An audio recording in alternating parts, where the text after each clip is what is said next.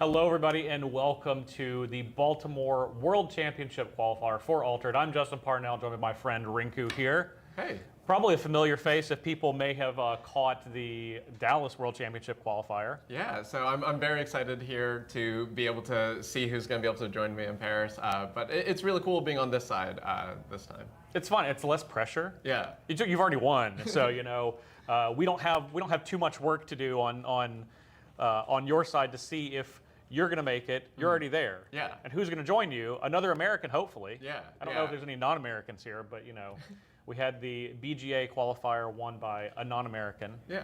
That's okay. Yeah. We got another chance.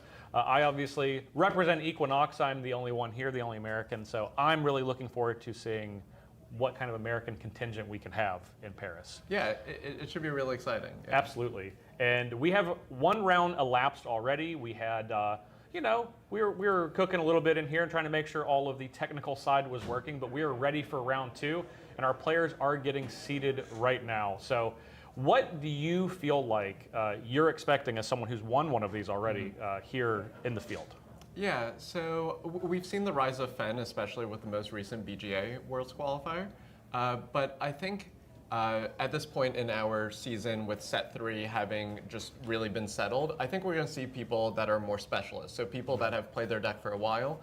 So one of my teammates is on Muna Festival and has just only played that deck. I've seen some Sigismar players that have never left, a few Kojo players that I've also talked to in passing. Yeah. So, but also a few generalists are also here. So it's exciting to see what they came up with.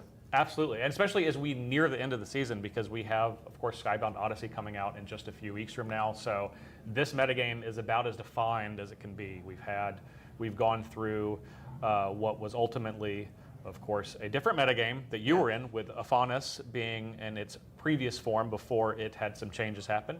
And now, still some Aphanis people out there. In fact, that was our round 1 feature match that did not materialize on the screen, but we did have an Aphanis player in the feature match. So it would be very interesting to see what is able to make it through. Yeah, I think we've almost seen the cycles of the metagame happen where, so post-Aphanis, I think Traced really rose up to the top as being the best deck, but by a lot of people's metrics. Then after that, we kind of have like the loose reign of the Bravo stacks, so some combination of Basira and Kojo, I think we're like more towards the top. Trace still there, of course. Then we actually saw like a rotation into Fen, which was really interesting, especially with the amount of Sap Duende that we saw in the online qualifier, kind of trying to shore up almost both matchups, because you could hit like the Nancy style things and then also the boosts that come with Kojo or like Basira type cards. Yeah, it lets you be offensive and defensive and provide some card advantage. Really powerful card. Yeah. Really powerful card that Lyra has access to. And as you mentioned, Bravos is really operating at a pretty high clip, kind of the largest spread, because it may be the only faction that all 3 of its heroes are seeing a... Use it. So you kind of get that spread, but we've actually seen the French metagame start to develop slightly differently. Where some of the Kojo lists are actually playing like Mana Channeling and Baelmon to combo with physical training. So we're actually seeing almost like a blending of the different archetypes. Right. And which is so interesting, and that's something that you can do in Altered. It's like, well, I have this kind of core strategy that I might be utilizing in a different hero, but how can I adapt that to a hero that I feel like maybe is specifically better suited for what I'm trying to combat right now? Yeah, I remember in set 2, I don't remember the player's name, but they played a lot of Gulrang, and then they literally just changed the hero to Sigismar, but kept the cards the same, and then they like won like a small like online tournament with it. Wow, yeah, and that's always very cool to see. It's just amazing how you can kind of fit those pieces in as needed. So you won with Kojo. What would you be playing today if you weren't sitting in the booth with me? Yeah, so I did play in the WCQ online just to try to get some competitive reps. And I ended up bubbling out of day 2 and went to bed kind of late. But I was actually playing Basira. Okay. So I was trying to see if just like, obviously for Worlds I'm going to bring a Bravos hero, but just trying to understand the other side. And like, I think one thing people don't necessarily understand is that you can practice all you want. Play quite a bit, but on Nevenka, opting to not use Nevenka's ability 2 turns in a row. Why do you think that is? Yeah, so it's kind of just risk analysis. So Sure, behind a little bit on the tumult by one, but just the risk analysis of just what does the one give me versus the anchor. We'll remove that anchor shortly. Of course, it was there from last turn. All right, it's like I can predict the future. But yeah, so just the boost not giving enough relative to the variance. And of course, there are some times where you have to use the Nevenka hero power, but sometimes just being able to threaten it is good enough. You can get your opponent to overcommit, and then you don't actually have to roll the die because they're actually afraid that you hit the boost, which is the modal case. Right, and that's what you're going to see most often. But what we're going to see right now is it's back to the first player marker on Kojo, so Buddha's going to come down, and we're seeing a significant amount of pressure from Carthay, trying to fight through this, potentially having to fight through this water, while Aloe Vera has moved on in the water biome to a forest and mountain. Carthay still has to bypass 4 Aloe Vera before it can get past that. So really just moving ahead on the hero side. Yeah, so it's actually pretty hard to produce that many stats. We haven't seen as many Haven Warriors, and I do know that Carthay doesn't typically play that type of card, usually valuing something like Or to Spy or Bouncer, which we might see here. But what's pretty interesting is just the Martingale actually being played on the companion side instead of the hero side to line up with that Requiem means that there was something else planned like this acapella training. Right, and we do see, as you mentioned, Martingale on the companion side, purely playing offense, not playing any defense. And Or to Spy does take out the Requiem and then followed up, as you mentioned, by an acapella training. And we still have 1 mana left over for Carthay. Looks like there could be a potential play if you're thinking about it. Yeah, it's probably Fire Rabbit. Ishinombushi would probably have just come down already. So it could be Fire Rabbit. I think part of Marbles' thinking here is maybe I just don't contest the hero side this turn, and instead what I want to do is actually, if you do want to break through my Aloe Vera this turn, I can roll the die and see if the boost lines up, but if it doesn't, a contingency plan is that Martingale actually lines up really well if the Kojo's companion marker were to move forward 1. That's a great point, and it does look like that Carthay passes without another play, and then we, of course, as you mentioned, see a play right into that roll to get 3 stats across the board to prevent the Seringer from moving forward yet again. Yeah, so it looks like both kind of card advantage engines going online. So we saw Sabotage, but then a return of the acapella training, kind of removing it permanently, and then the acapella training actually going back to hand through this Inkcaster. So really interesting development. Both players still kind of flush with cards, but small edge to Marbles here. So Kojo really wants to have that one, at least one, I guess, like region advantage or space in between, Kaibara counter, or whatever you want to call it. Right. But one region advantage, and by being even here, it's actually hard to kind of do the one side shove, which you kind of want to do with your Buddha coming out the same side every turn. And of course, Marbles was aware of that and kind of lined up the Aloe once seeing how the terrains were playing out, the different biomes. But Marbles also has a lot of optionality in terms of how to use all the mana available to them with their reserve. And the acapella training going to hand is actually really difficult for Carthay to figure out how to maneuver with. And we're going to see immediately right out of the gate a support ability used from Martingale to reduce the next cost, which is going to be a Katagarin Mage Dancer unique. Yeah. We're going to see if we can pull that up to find out what's going on with this Katagarin Mage Dancer. Yeah, so this one, I know all of Marbles is unique as, what... Perfect, save me some time. Yeah, so as one of the more well-known American players, I've studied him quite a bit. So this one should be the one that from hand you roll a die, and then if it's a high number, you end up drawing a card. And then also when you roll a die, you end up returning a card from your reserve to your hand. And I think it's a 1/2/2, but sometimes I confuse the number slightly. But I'm pretty sure there are other 2 Mage Dancers, both have 0s in them, so I'm pretty sure it's this one. Well, ultimately looks like both of those things happened. I believe a card was drawn. We know the Inkcaster was returned to the hand and played back out. But before that, Carthay was able to find an Ishinombushi off of a Haven, and of course popping out with a boost thanks to the Haven itself. Yeah, so it's kind of tough. Like you're going to be down on cards for probably the rest of the game. So you have three things that I'll return, both the Incasters and the Category and Mage Dancer. So where you have to win is in stats. You're not going to win in cards. And with 1 mana up, there can still be an acapella training. So we actually see the leading of the Saranger. That way, at least you can kind of recoup that. But the problem is you kind of took off some time to play this Haven, and now you're not going to be able to realize the advantage from it. Like, sure, you're not down in cards, but Marbles is aware that they have the advantage from a card advantage perspective. Now they just have to care about the board. But a pretty cool play there. Really, a pretty consequential play, Duel of Grit, getting rid of that unique Category and Mage Dancer altogether. And the Haven Saranger was playing defense, essentially. But now, of course, with the Mage Dancer gone, could be playing both. Yeah, so let's see. So with the boost, able to advance because we have 3 in the mountain versus the 2 of Carthay. So yeah, we see a 2-to-1 advance sort of thing. So, and it'll be interesting to see if Marbles wants to kind of loop these Incasters. So it's effectively over 2 plays, 4 cost, 4/4/4, but you can split them up however you want. And now we might also see the one-side shove from the other direction. So what happens here is that Carthay's Buddha is going to be made on one side, but you can kind of just ignore it. But the terrain does matter.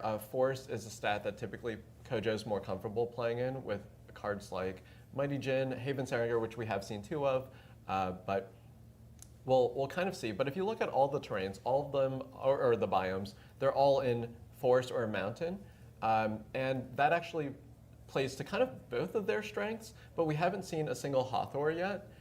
So with all this card advantage, you know that the floor of the situation are these symmetric statted cards in the Incasters, but Hathor can very easily just be a very efficient play. And that's something that could be necessary with, of course, Buddha being able to provide some additional pressure, and we know that with things like Fire Rabbit and things like Tolarian Skater, Kojo is able to really push a lot of pressure with very little mana, requiring that Nevenka kind of responds, but usually using more mana to do so. Yeah, pretty cool play over here. So using the Skater as an after you, but also just saying I want something really big. But the response of the Tanuki is going to make this a little bit harder. We do see another Skater, but as noted earlier, the biomes that we're currently in are just very good for Nevenka naturally, so that Tanuki just lining up very well. So the Tracer just having the same stats as the Tanuki, but not getting the value. Carthay's last card here being the Skater, just trying to line things up. But once again, we're seeing that sort of one-side shove when you know that you could just ignore the Buddha if you want to. Right, and Tanuki really doing all of the best parts of what you were mentioning for Hathor, having the 2 stats in Forest and Mountain, but providing a little bit of extra utility, taking out the Skater, which is, it's going to get Carthay pretty low on cards. There's only 1 left, and we're going to see that right now. It's going to be a second Skater, but essentially, literally and proverbially, all the cards are on the table for Carthay. Yeah, and the floor of the situation is to just play the second Incaster that we know about and then just loop those one more time. There is consideration that you can try to put on the Buddha side and try to bait something, but really, since you know that this is the last card, so the Skater is going to add 4 total, so you're at 7s, all 7s across the ones that matter, and then over here it should be all 8s on the other side. Kind of an interesting situation. Kind of trying to think if the Incaster going the other side might have been able to do an interesting pincer play. I guess I would have to do the math on that, but I actually do think the Incaster on the other side might have been more advantageous. Well, it looks like we see an off-camera 1 was rolled, which was quite a consequential roll. Yeah. The downside of the Nevenka coming up and sending Tanuki to the reserve, which is going to allow a double advance for Kojo and Carthay on the other side. Yeah, so one thing that's pretty interesting here is that, so it's not a Buddha turn, and Carthay's only going to draw these 2 cards and not mana. So I wonder if we'll see one of their uniques. Typically, Kojo's playing card draw uniques, but in the absence of that, and I actually really like Marbles' decision to only bring back 1 Incaster, because if you know your opponent's going to have, on average, just 2 plays, you can just try to out-mana them and go for a double advance yourself before the Buddha even comes back. Right. And we're gonna see the Inkcaster that was left in the reserve go to the discard pile, use its support ability. Potentially could be a big play coming. It's not going to be a Tanuki. There's nothing to choose in the reserve. It's probably not going to be the other Inkcaster. It's going to be a Martingale, which is going to cost nothing. Yeah, and part of the reason why we see that is just like a way to convert all the cards from hand into an advantage. So one way you can end up getting choked is in terms of mana. Like so Marbles is flush with cards, but not necessarily the mana to play all of them. Like there are a lot of 3 and 4 costed cards implied by, say, like Aloe Vera, which doesn't necessarily line up that well here. But leading on the Martingale, a really nice after you effect. Absolutely. And then we see the Ouroboros Inkcaster come out that we've seen a number of times, and Carthay forced to play their last card. Wow. Okay, so you have to imagine that with the Martingale and just, yeah, you need to play anything on the other side. So looking pretty good for Marbles, but we don't see the game just being over. Not quite yet. Not quite yet. So I wonder if they just have like cocoons and like random other. I guess with cocoon you can still acapella training, but maybe not double advance if you don't have enough other threats. If you have too many 3-drops, it might be difficult. And I feel like the using of the Inkcaster as opposed to being able to play it as another card kind of implies a bunch of three costed cards. That's what I would assume too. I think the Inkcaster was kind of the second after you because that was the known card that was left in Marble's hand, and trying to do as much as possible. Oh, and we'd say a Daedalus. Only going to be providing one. Okay. Oh. Yeah. One boost. Oh, and then we see it's Nuki on the other side. Okay, I was like, they knew more than we did, going quite quick. But we are going to see all the Marbles pick up the win with a sneaky double advance quite at the end of the game after finally running Carthay out of cards. Yeah, so pretty interesting. So Carthay kind of having their best start, and Aloe being one of the better starts overall, just like in terms of velocity. But yeah. Pretty interesting. Awesome. So we have Nevenka. We know one Nevenka at 2-0. Now, in the hands of a master, sure. But, some people you got to count for the heroes, right? So yeah, it's lovely to see that a hero that is not quite as heavily played, but one that can certainly be quite formidable in the hands of someone that is very comfortable. Yeah, Nevenka's, I haven't been able to perfect it / find the uniques appropriate for it, but Nevenka's actually... when I was leading up to Dallas, I tried to play a lot of Lindaway and Nevenka because I wanted to understand the tumult better. So I had to line up the zeros a little bit. And sure, right. Kojo's and Brava's stats for the most part are more uniform, but not all of them are. So figuring out how to weave them in. I played a lot of Nevenka to do that. And in fact, one of my best friends is here playing a Nevenka list similar to what I would have played. Awesome. So we could see Nevenka at these top tables. Yeah, maybe Nevenka will be returned in the feature match. But for now, we're going to take a short break before we come back for round 3. I'm Justin Parnell. This is Rinku, and we'll see you in just a few minutes.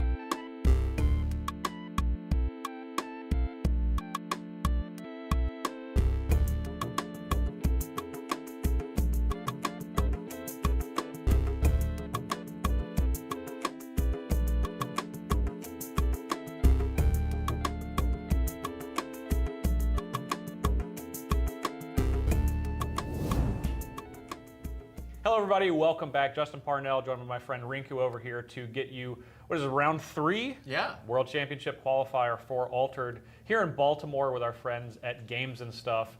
And I think we have another spicy matchup coming.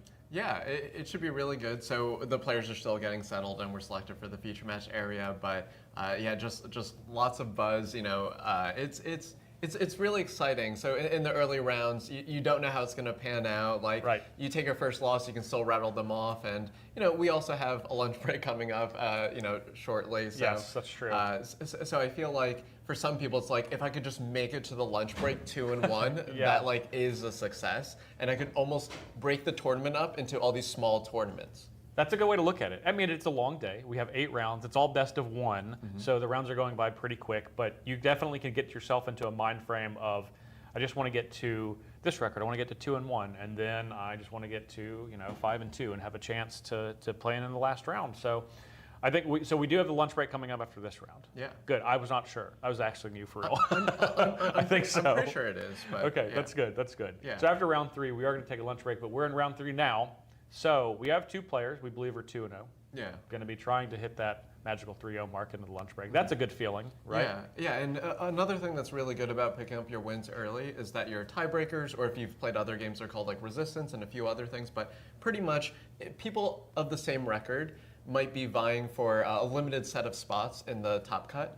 And the way we actually the first tiebreaker, or the way to break that tie, is by seeing how all the opponents of that person did. So it stands to reason that if you say started off 5-0 or 6-0 and then pick up some losses, the people that you played against at the end probably had higher records that are helping your tiebreakers. Whereas if you go 0-2 and then win the rest, you played 0-2 against someone else that's 0-2, because you're always playing people with the same record. Right. So starting off a little bit stronger is better, but as we've seen in Dallas, anything can happen. I picked up my 2 losses in the middle of the tournament and then got in by literally 0.34%. I'll never forget that number because it was so impactful for me. Yeah, 8th place. And anything can happen once you get to top 8. All you got to do is just make that top cut. Exactly. Yeah, that's so exciting.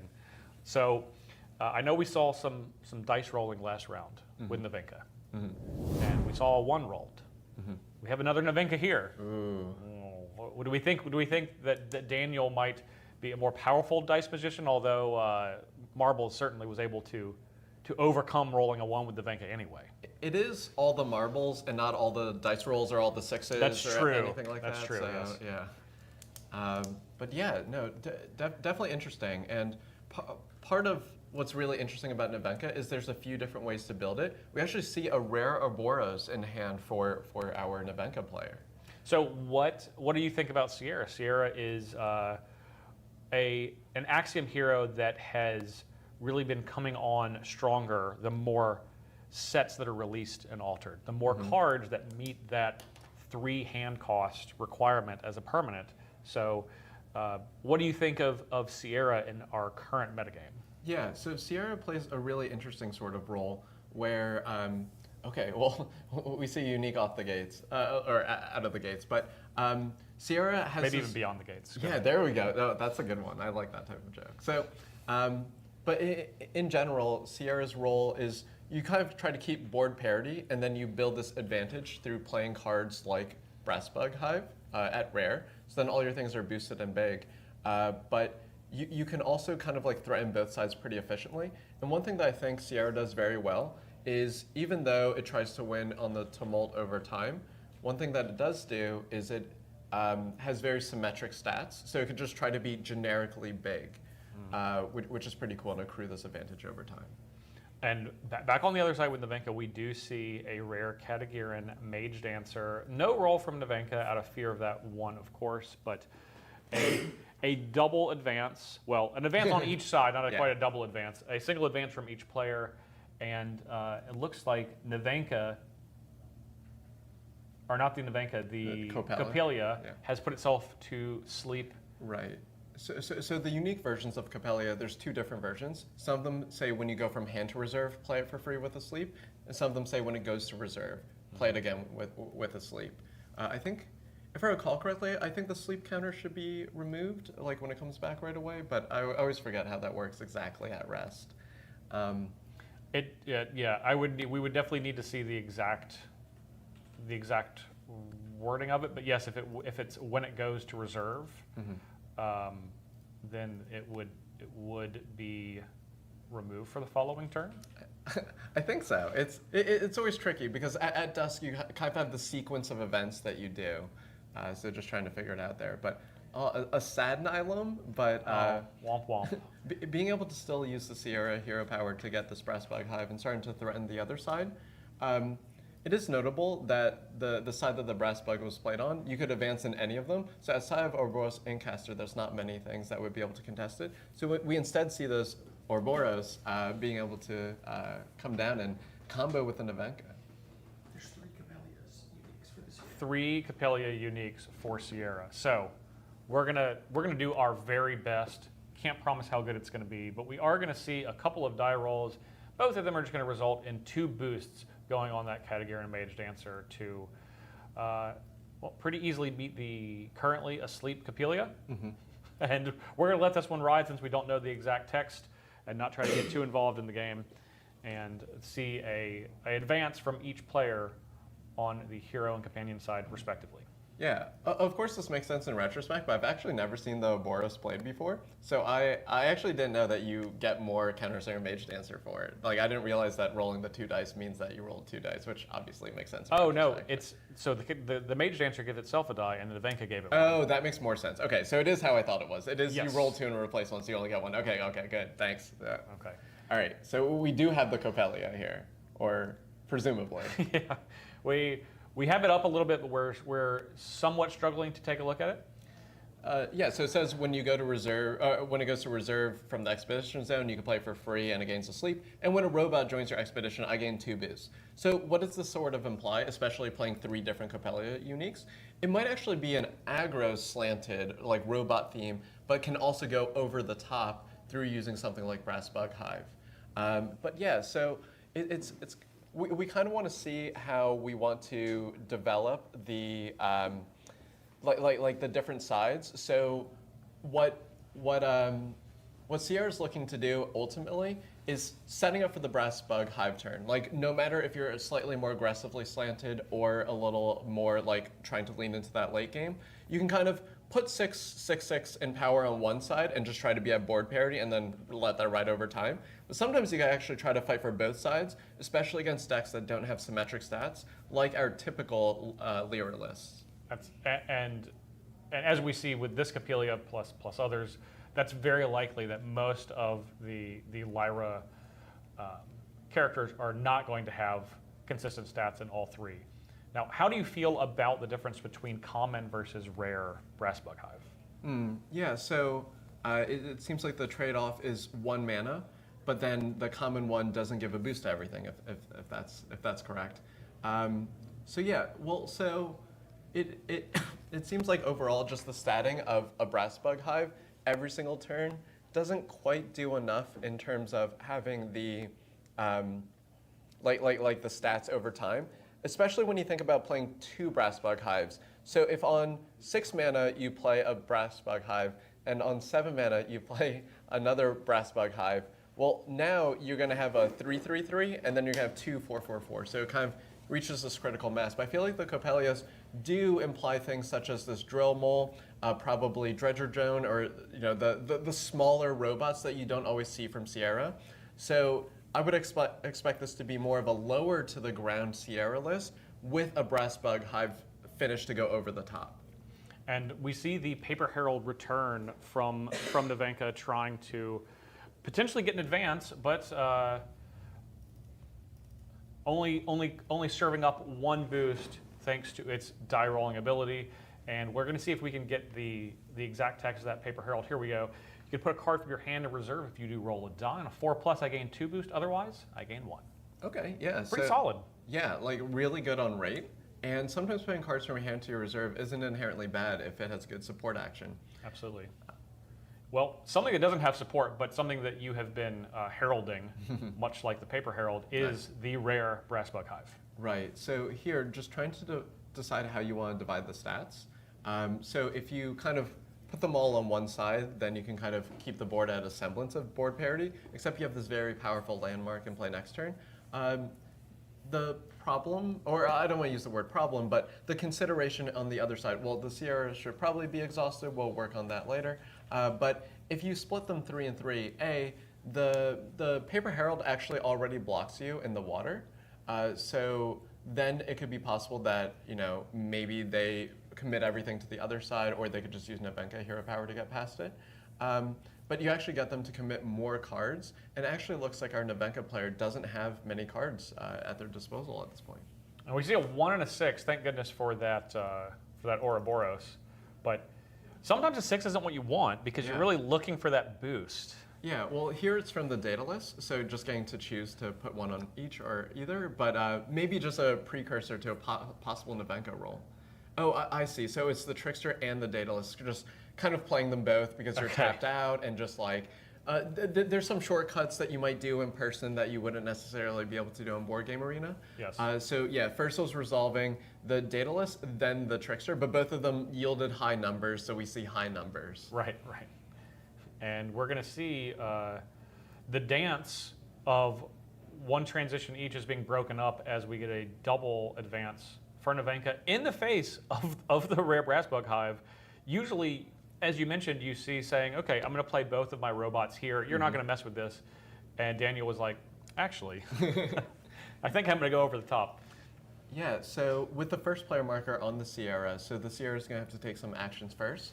I'd be really curious to see is this a drill mole sort of angle? So what happens is the drill mole can sabotage, but you can also get the counter from the Brass Bug Hive to be able to sabotage. So the Navenka actually played their last card, that data list, and still chose to mana here and has Cloth Cocoon, if I understand correctly. So with the Sierra going first, might actually just have no plays on board this turn, just trying to answer, and maybe giving a 2-0 back the other way to take this Brass Bug Hive off the board, which is a dicey situation, pun not intended, but pretty interesting. Honestly, I think that is very likely what we're going to see because, ultimately, if that data list is not available, well, you're certainly going to use that you're certainly going to use that Cloth Cocoon getting the juiciest target. Yeah. And not just on the board, but the juiciest target possible. Yeah, I think one thing that's so interesting about Altered is, some people are playing uniques that give them card advantage, and people think about card advantage all the time. Then some people think about the tumult. Like, you could argue that I might be obsessed with just thinking about the tumult and like how things are lining up. But really, it is how you win the game. It is. But it's really some dance between the two. You get a tumult lead, you actually start getting cards back from them, and it can kind of go back and forward in that sort of way. But we saw a preview of what's going to come to this turn, and we did. It's not sabotage. It is not. It's going to be exhausting thanks to Nilum. And I would imagine that Daniel probably had a 1 second hope that maybe I'll be able to play this data list as Sean chose to exhaust the drill mole to put 2 counters on it, but no shot. Yeah, no, it's definitely tough. Yeah. So, sometimes like the emotional roller coaster of playing these types of games can be a little bit tough, but there's actually a combo that we see on the board that can happen for next turn, which is we see the Brass Bug Hive being answered, but you have Nylum with this drill mole, and you can still tap the drill mole and it won't get counters. But it will exhaust. Yeah, exactly. So by being able to use some exhaust synergies within the deck, sure, you can exhaust the opponent, and that's great too. But if you ever just need another mana moth, you can make that. And I would not be too surprised if we saw that, especially considering Drill Mold not going to have the chance, most likely, to get Daedalus. Obviously, quite a risky proposition for Daniel to leave Daedalus there, knowing that we have a Nilum on Sean's side of the board. So if Drill Mold isn't taking care of it, and if I don't play it immediately, try to get a little extra value out of the Daedalus, maybe I won't get a chance because another sort of exhaust could be coming along. Yeah, and one thing that's interesting about Daedalus is that it's not a May, so you actually have to choose the drill mole on the other side. That's I'm pretty true. Sure. Yeah. I think you're right. But you can use the Ouroboros to low roll, which is kind of funny. We don't often see that. It reminds me of the times where you, with Navenka, want to roll a 1. Because then maybe you can like reposition or after you another time. So we might actually see that with Daedalus being played from reserve, which is kind of funny. That makes Ouroboros in Navenka makes it such an interesting card, just because it really turns Navenka from a kind kind of not really just a mathematical question, but now I might have options with some of my plays. Right, yeah. So, and then the math is slightly more complicated than yours too. Like a lot of people can process like, the payoff chart of a 1 die being rolled, but 2 dice. It gets a little bit harder. And Daniel, I would imagine looks like potentially asking a judge a question off to the side. But this is, going to be a very, very consequential turn. Both players are in striking distance for a win this turn, both being one. What do you say? The Kaibara? The Kaibara counter. One Kaibara counter away. Yeah. So where that kind of started was first I would lose a lot to Kaibara, but I also just wouldn't understand like how much my mana eruptions would cost. So then I had to like in my head just be like, well, and then. I just started training myself earlier to just think how many advances people are away from winning. Sure. So, yeah. We see a really, really interesting play from Daniel, and that is a rare acapella training to draw a card. Yeah. And that's it.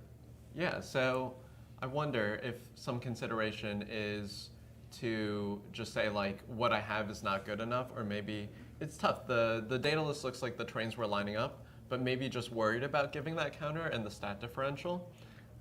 Yeah, because if you give the counter and Drill Mill comes out and it's absolutely massive, it already has 3 counters on it, you give it a 4th?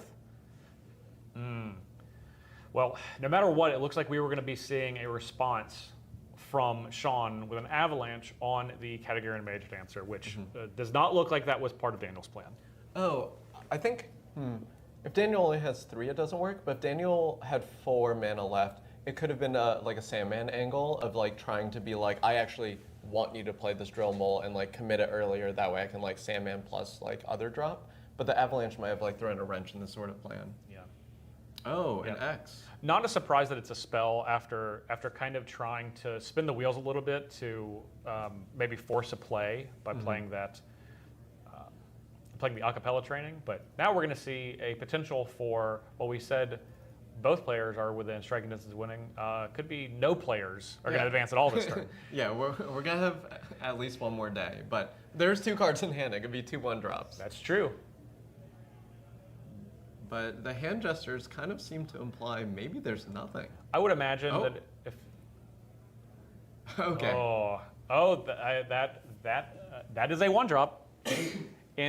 In this world where we're going to see the Nilum be re-triggered to exhaust the Katagaran Mage Dancer, which of course has no chance of coming out this turn, but it is going to provide a single advance for Sean getting even closer to a victory. I really like the decision to advance the hero side there, because now the biomes lining up on the hero side is water against forest, both mono, and other than having uniform cards and maybe a guitarist, there actually aren't many cards from the Lyra side in general that fight both of those biomes very well. And that's a great thought. That's definitely true. I think let's see, you'd have to have like a Lyra Chronicler to really be, I think, the only thing that would line up very well, and that's not a card that is played too often in Nevenka. Yeah, that and guitarist are like the 2 I think. Yeah, I think those are the only ones. But with the amount of spells we played in these Mage Dancers, probably not a guitarist deck. So yeah, some really good awareness there, and just right off the gates, going for the sort of exhaust plan. And we have 1 card left in hand for the Nevenka. I don't think it's a Mind Apotheosis, but that would be cool, right? That from a coverage standpoint, it's what I hope. Oh, it's an encore. Okay. Which we're gonna do later. We are gonna do later and you know what? We could see Sean making an encore back in the feature match table as he moves on to another victory with Sierra. 1 for Nevenka up, 1 for Nevenka down. So a lot of different heroes doing some good work, and quite a good game. Yeah. Quite a good game from Sean on Sierra there. Yeah, so we saw the classic like Brassbug Hive and kind of just like trying to push that advantage, but we saw a double advance into the face of the Brassbug Hive. So we did. It was a lot of back and forwardness to it. But it was. I feel like some of the story of the game was the Nevenka player ultimately just not having enough resources at the end. Just ran out of gas. Yeah. And it is interesting. The turn that is often the most powerful turn with the Hive resulted in no movement. Yeah. So something that you are not expecting, and I would imagine Sean probably not expecting that as well. But I'm putting two over here, you're not going to mess with me. Yeah. Not the case. So Well, it is time for lunch. Not for the viewers, but maybe. We're going to take a lunch break. So we're going to be back, let's say, what time is it now? It's about 12 o'clock. So we're going to be back around 1 or 1:15 Eastern time. Well, yeah, local time. Yeah. Eastern time, where no matter where you're watching, you can do the math. Yeah. It's not too hard. Yeah, it's UTC plus some amount. 5? Sure, yeah. Yeah. You would know. You I work do. at Equinox. I do. Yes, I it's 6 hours from Paris. Yeah, I think it's There minus we 5. go, yeah. Minus 5 is where we are here. So we're going to take about an hour break, get a bite to eat. Our players will too, get some more energy. Justin, Parnell, Rinku, we'll be back with round 4 in a little bit longer.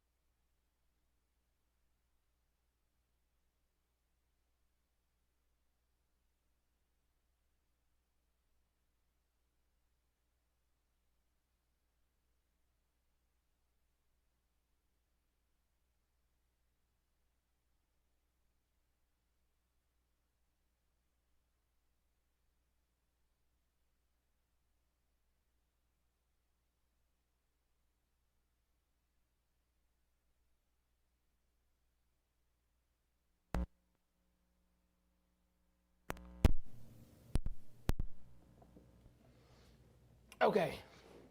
Yeah, I had forgotten, I was charging the mics and everything like that during the lunch break. Forgot to plug in the receiver. So you should be able to hear me now. What I was saying was we still have about 20 minutes or so in our lunch break. Our round 3 match ended a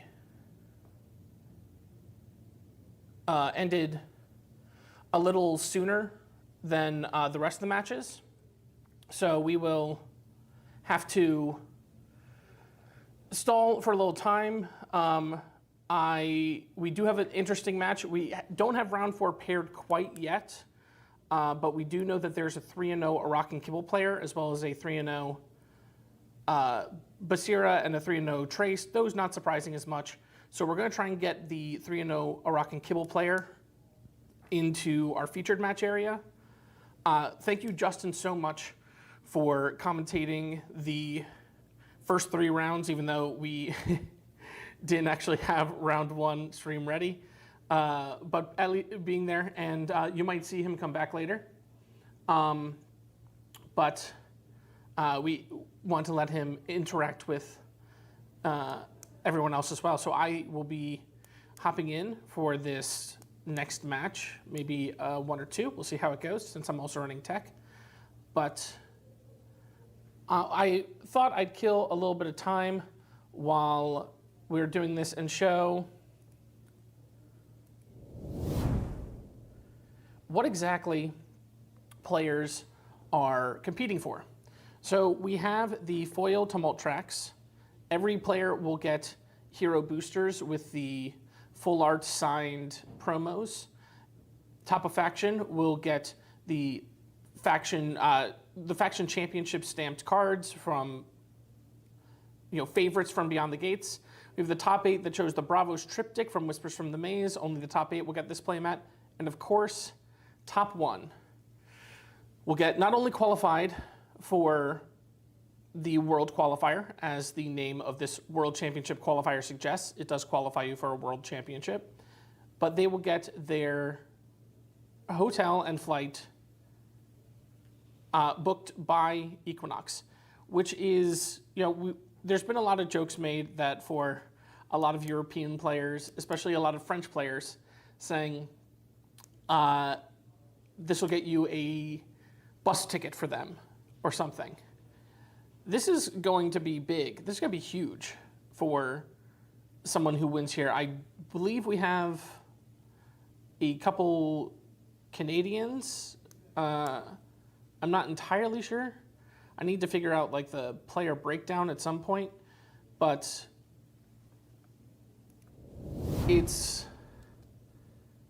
it'll be a big deal, to be able to fly to Paris, France, one of the most known cities in the world, historical and beautiful, and get to compete in a game that you love. So I'm super excited to see throughout the rest of the day and tomorrow who gets to earn that spot to join Rinku, who has been commentating so far, doing a great job of doing commentary, who will be representing North America, again, because either the US or Canada. Today we'll only have one contestant. Our champion will be the only one who qualifies for Worlds. And I believe that's the case for almost every qualifier minus the French qualifier. I think there was one other qualifier that had 2, but it's mainly top 1. So it's a very, very tough thing to get. It's no easy feat. I think it'll be and then there will be 24 total throughout the world who have qualified, and then 8 will qualify from the last chance qualifier that happens the 2 days before or the day before the championship finals in Paris. So I know some people here who have said that if they don't qualify, they will make a trip to France, one to celebrate the game, one to see Paris, and also to compete in the last chance qualifier. I'm not sure how many, but I know there are some. I know it's a lot easier for people in Europe, especially those in France, to attend the last chance qualifier, but there will definitely be some representation from North America, which is great to see, or great to hear. We are, I just wanted to give you a quick update because we had an hour-long break and I didn't just want to leave you again on a timer screen without any information. So we still have about 15 minutes, I believe, until we come back for round 4. I'm going to step away and try and get that organized, but I just wanted to give you all a quick update. Thank you so much for watching, and thank you, Equinox, for letting me do this. All right. Peace out for now.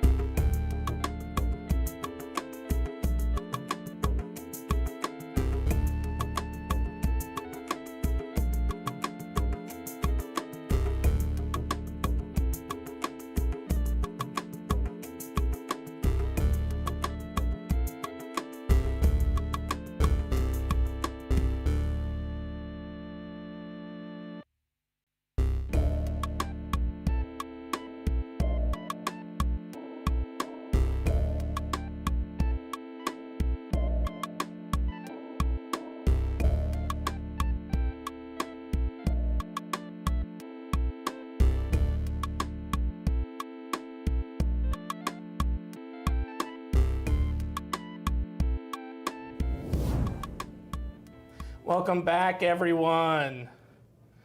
Rinku and myself, aguytrying here.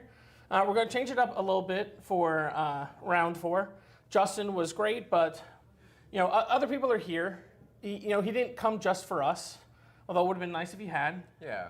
So we're deciding that we're sharing him with the people on the outside because we are stuck in a side room so that we do not affect gameplay. Right. So we're gonna side grade, Justin for aguytrying. I'll take a side grade. Yeah. I was going to say I was a strict downgrade, but we are still waiting for round 4 to be paired. We do have a 3-0 Iraq and Kibble, and I've heard that there was an Iraq and Kibble in finals at London right now. Oh wow. Okay. Yeah. Time zones. So, is Iraq and Kibble the new meta? We saw Fen become the meta. Has Lyra been OP this entire time? Maybe. Well, so let's try. So without knowing the deck list, let's try to analyze like what could have happened that allows this to happen. So first, maybe there's some recognition of just like how we could play Lyra in general, right? So the rise of Fen, and then even some Nevenkas that we've seen on camera.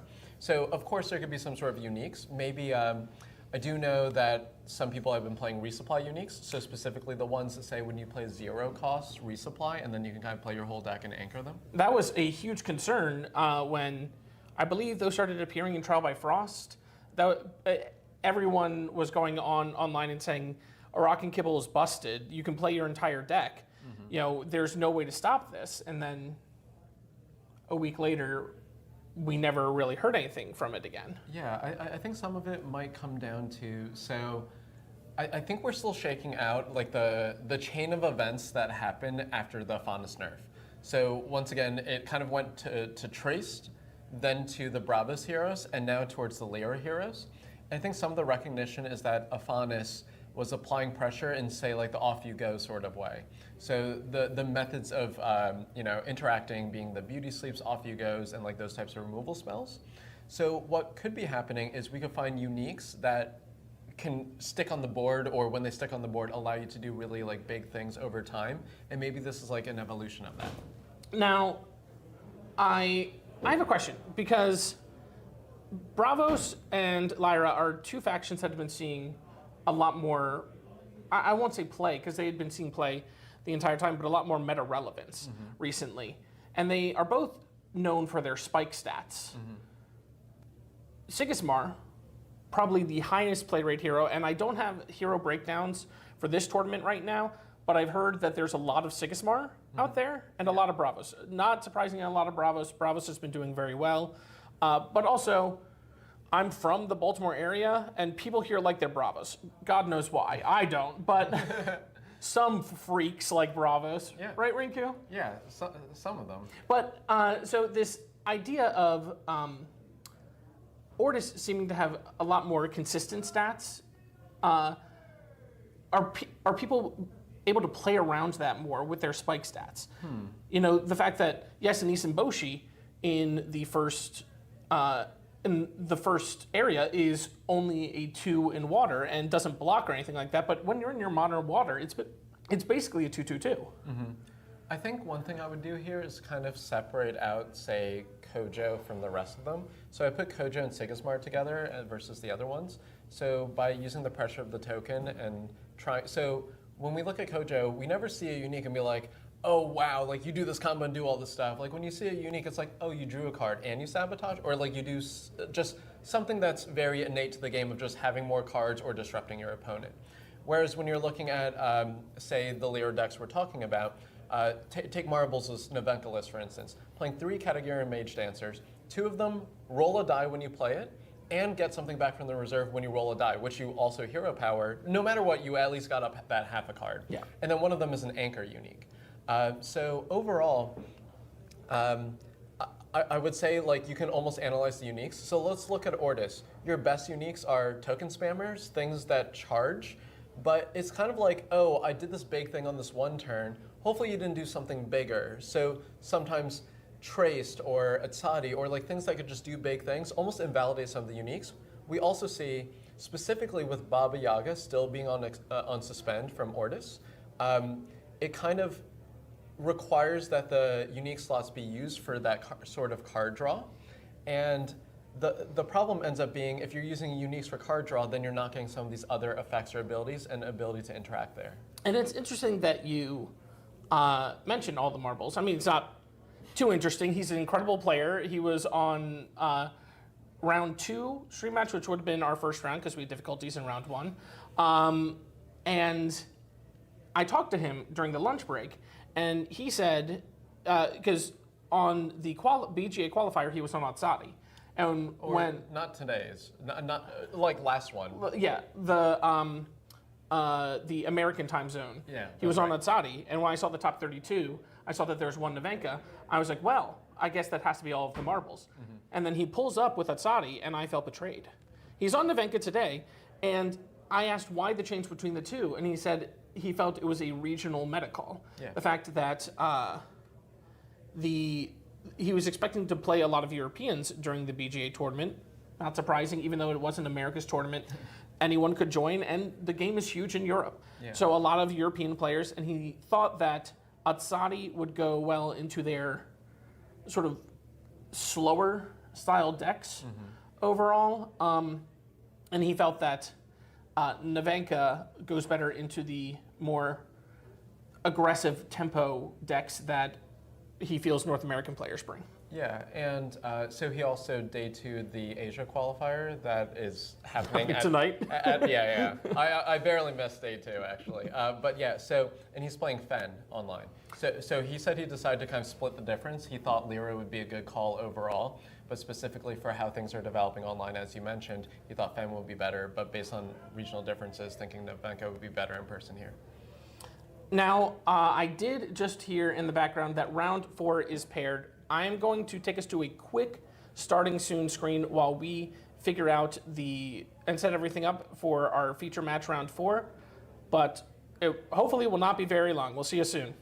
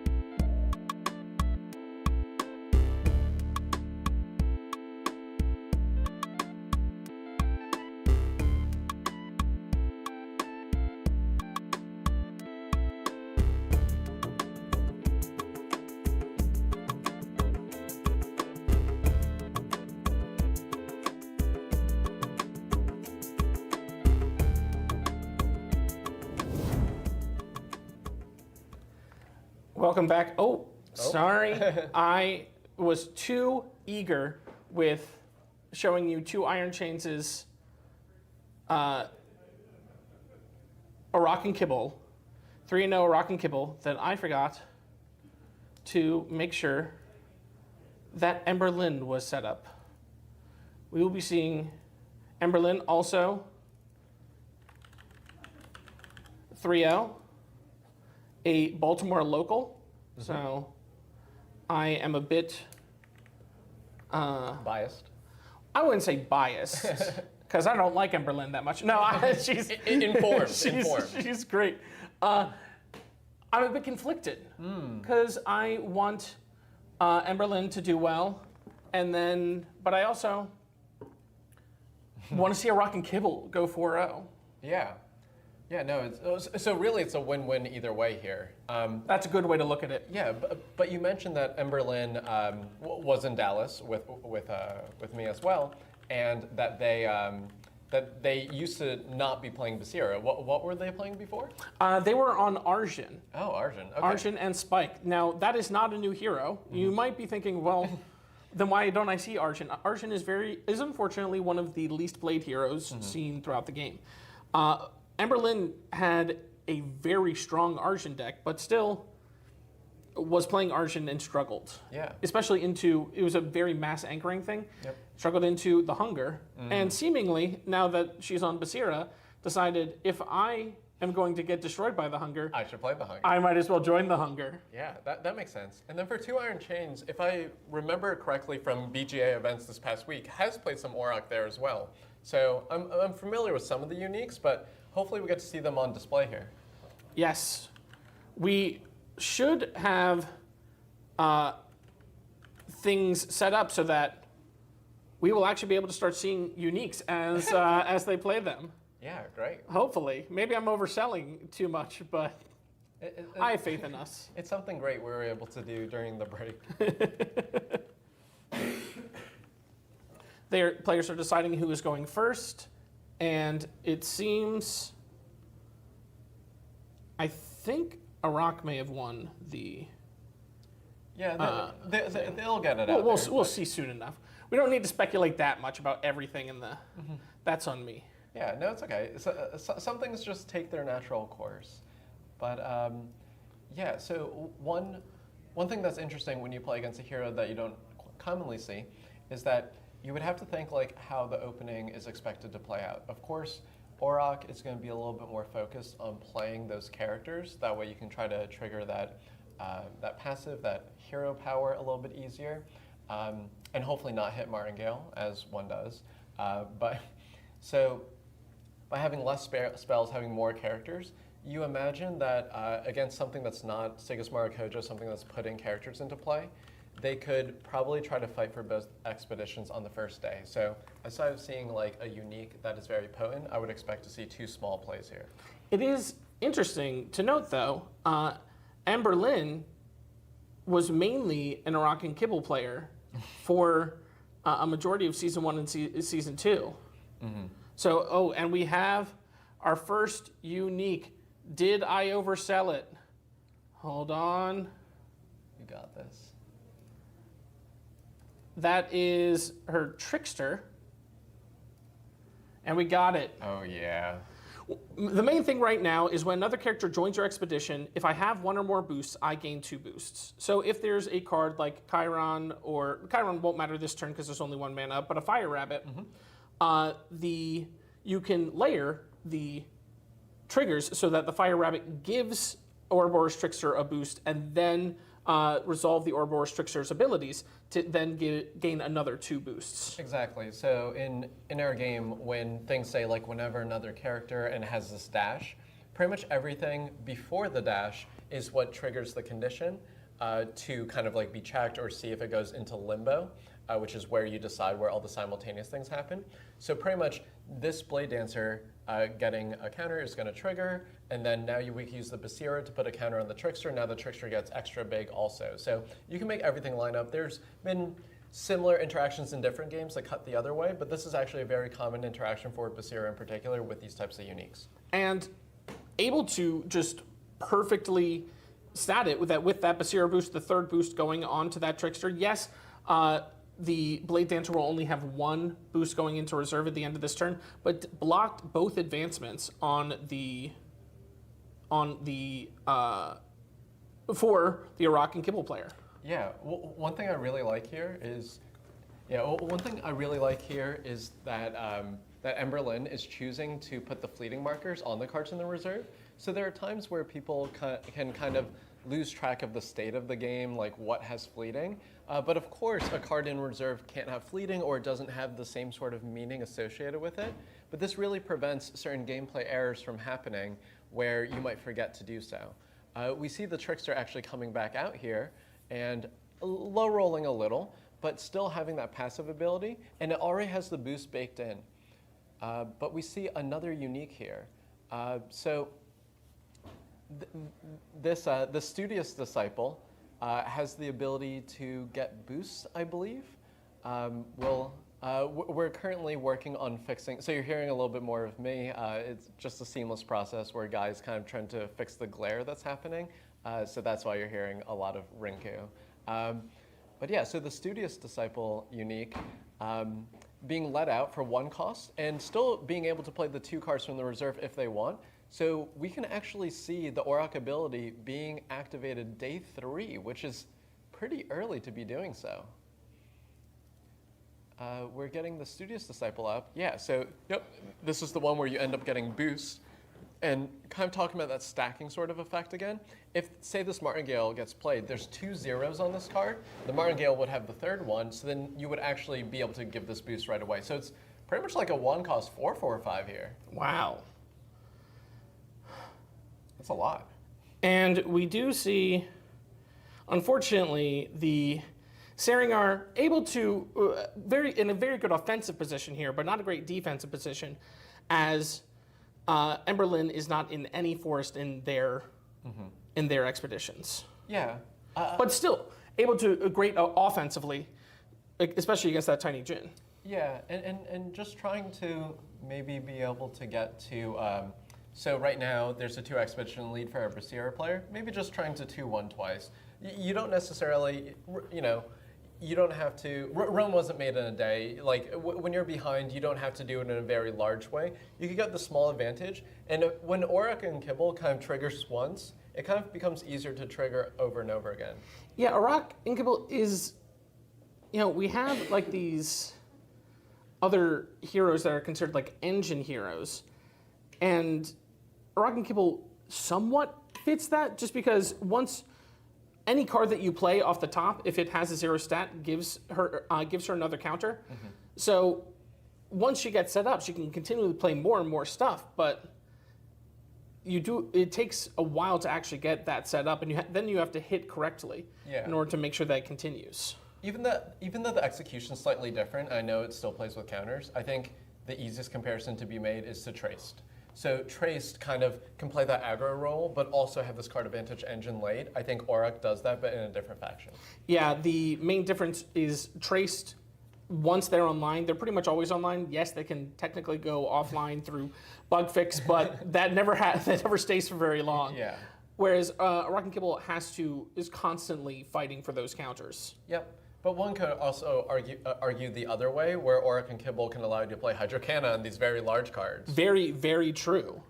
You can actually, so what I guess Trace tries to do is be very dense when it pays 2 or 1 mana, be able to present like 3s in stats, say like Sap Sniffer with a Haven or something of the sort.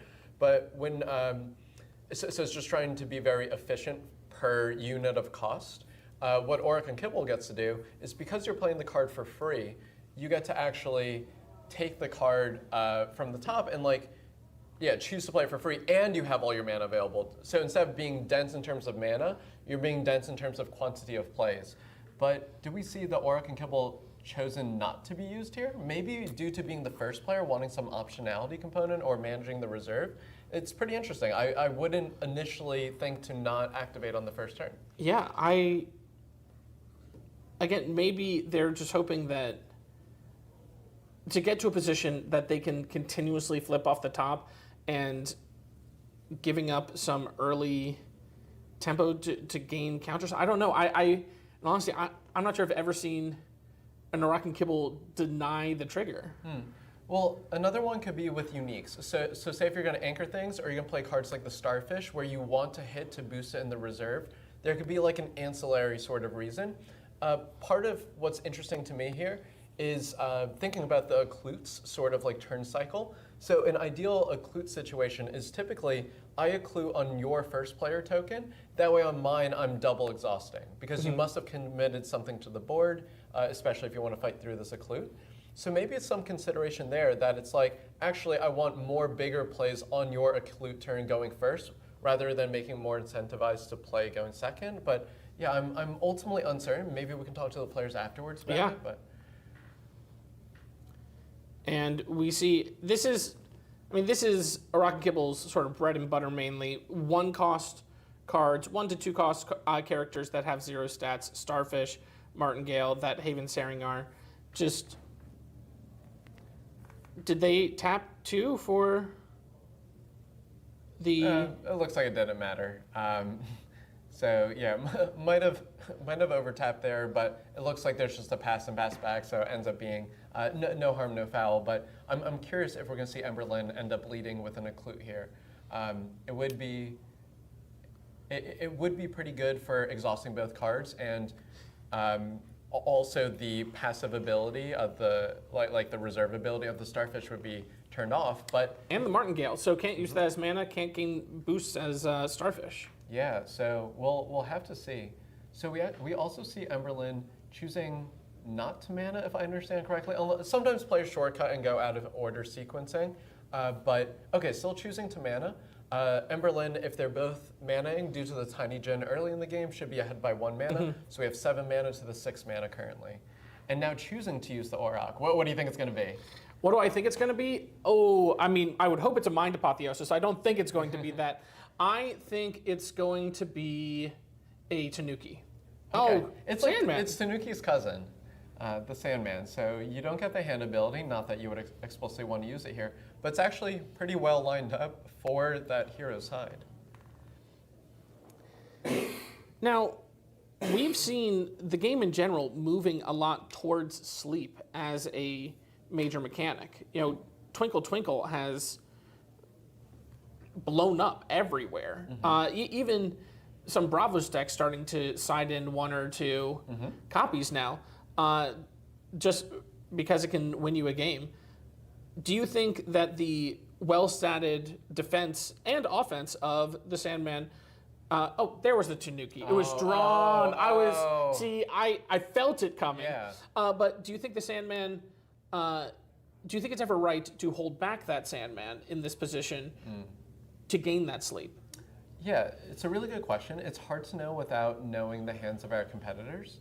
But I think sometimes, pun kind of intended, you got to strike while the iron's hot. So you kind of need to be able to play cards, especially when the biomes are matching really well for you. So the Sandman is able to block on the hero side and advance you on the hero side. And your window might not be the widest for that. So sure, I guess, and like you can actually see that if the companion side doesn't go well for the Auroch player and they advance, you can then Sandman that side and that works out for you too. Also, Emberlyn is still 2 expeditions away from winning. They can't win this turn. Right. Unless they have the out-of-faction Magic Slay, which I would be surprised to see, but they could have it. Yeah. So the Sandman the Sandman sleep not as integral to the strategy as it might be in another day or 2. Right. Okay, we see another sort of unique. So allowing Guy to really show off their ability to bring up these cards while I'm clearly trying to stall while he does that. Oh, great, it's here. Now, you see, the thing is, I played against this unique quite a bit. I probably could have just told you what it was, but I want to show everyone at home. It's a Tooth Fairy. If I control 2 or more boosted characters, draw a card, and that's from anywhere. And then something we've seen become very popular is abilities when I go to reserve. Now, this is when I go to reserve from the expedition zone, so it only sabotages once. Right. You would obviously like that to be whenever I leave the expedition zone, but still very good. Yeah, well, you're also getting full draw out of it on an arrow, which is not the most common. And we can actually see the same sort of stacking thing if, say, we have Haven, which I don't know the exact contents of Emberlin's deck, but if you, say, have Haven and you have something that's not boosted and then you go to play the Sooth Fairy, you can kind of put things in limbo in the way that works for you to be able to draw a card there. When you look at uniques, sometimes when the abilities are too good, you lose some out in stats. But I'm sure this costing 2 from reserve and like having 2/2/2 in stats, I think the quote drawback came from, sure, the condition on draw a card, but also that you only sabotage once and not twice. But it also has this support ability where if you just have a plethora of resources, like, you know, you're drawing cards, you're playing Occludes, you can also just end up using the support ability, which, you know, you're trading your half a card, but mana efficient, for their half a card. Interesting decision by the Arakan Kipple player to get rid of the Haven Saringar, which could have drawn them a card if played from reserve, and is still very defensive on the companion lane because Emberlin is solely in forest there, but not very offensive in either of their lanes, showing that maybe this Arakan Kipple player is kicking it into a more offensive zone as opposed to going more value-oriented where the Haven Saringar might have helped more. Yeah, I really like that sort of analysis. So the Sandman plays very well on the hero side, and the Tanuki plays very well on the companion side. I just realized it's probably the Tooth Fairy's sabotage. That's what got rid of Yeah, that makes sense. it. So Yeah, there we go. So it still could have been a very interesting play if 2 Iron Chains had made it, but now that that Tooth Fairy does have the when I go to reserve sabotage, of course. I believe that is what was chosen for it. Yeah, I think that makes a lot of sense.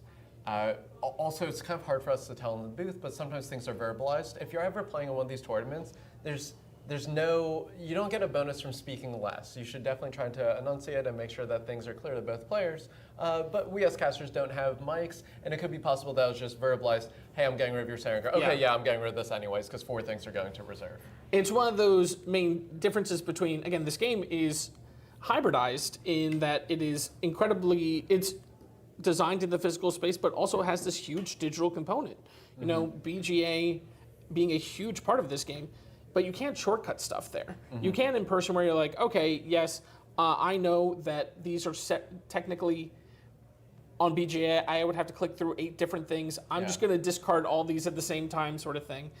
And it just goes to that communication that happens in person at the table that you might not always get online. Yeah, I imagine resolving hunger in person is probably faster.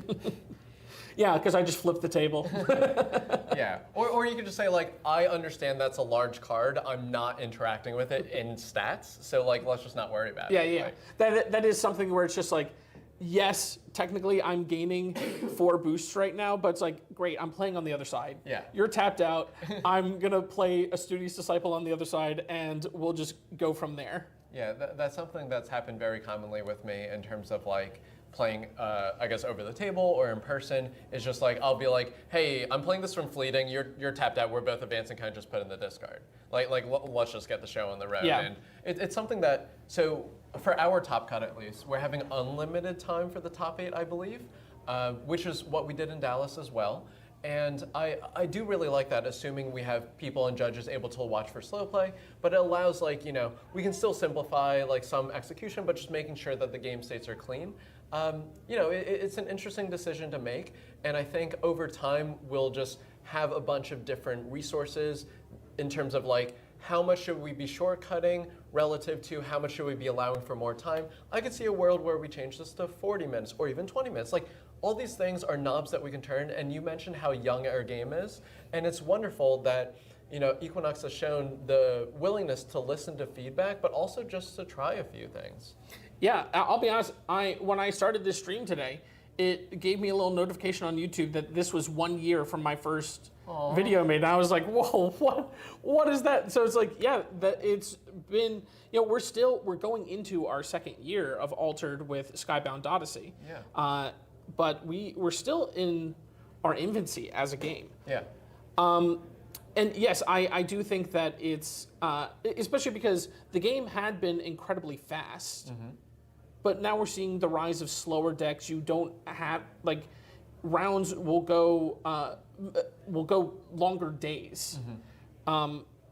So we might see as you said, those rules change where it's like, oh, we actually might need 5 more minutes just in general because we're slowing the game down, which is what the devs said that they wanted slower strategies to be viable. Yeah, don't quote me on this because I don't really follow sports, but I'm pretty sure they had to with the advent of people like Tiger Woods, they had to change golf course length or something like that, or with Shaquille O'Neal, they had to change a little bit about how fouling rules worked, and it's just there could be sometimes players, sometimes decks in the game are kind of like players here as they're evolving also, can cause the mechanics of the game to need to change overall, but it's just good to see Equinox's willingness to take feedback.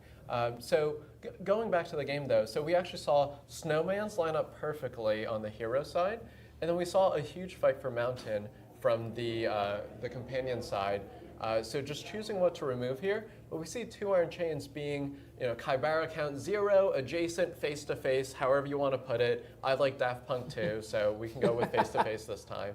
But with a first player marker going to Emberlyn, you have to wonder, we haven't seen an Occlute yet, and that outside of Sandman and maybe some uniques, there's probably not the most interaction from Auroch and Kibble, and it just presents so many stats.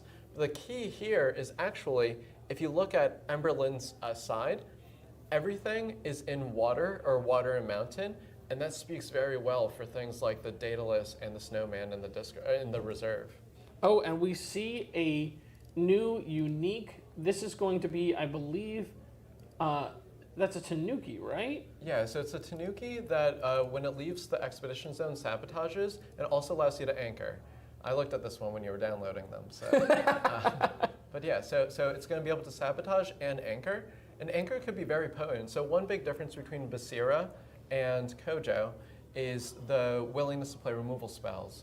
So we actually see Basira skimp a little bit more, or in terms of the quality of removal spells, in order to be a slightly better hunger deck usually.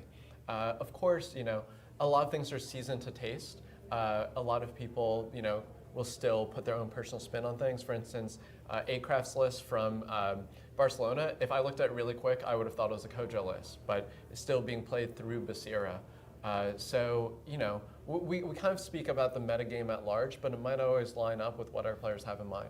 Yeah, and just an important thing to note as well that this Tanuki is also 3 hand cost. So if there are other abilities to anchor, then Tanuki is able to do that. So you can play Tasia in Lyra.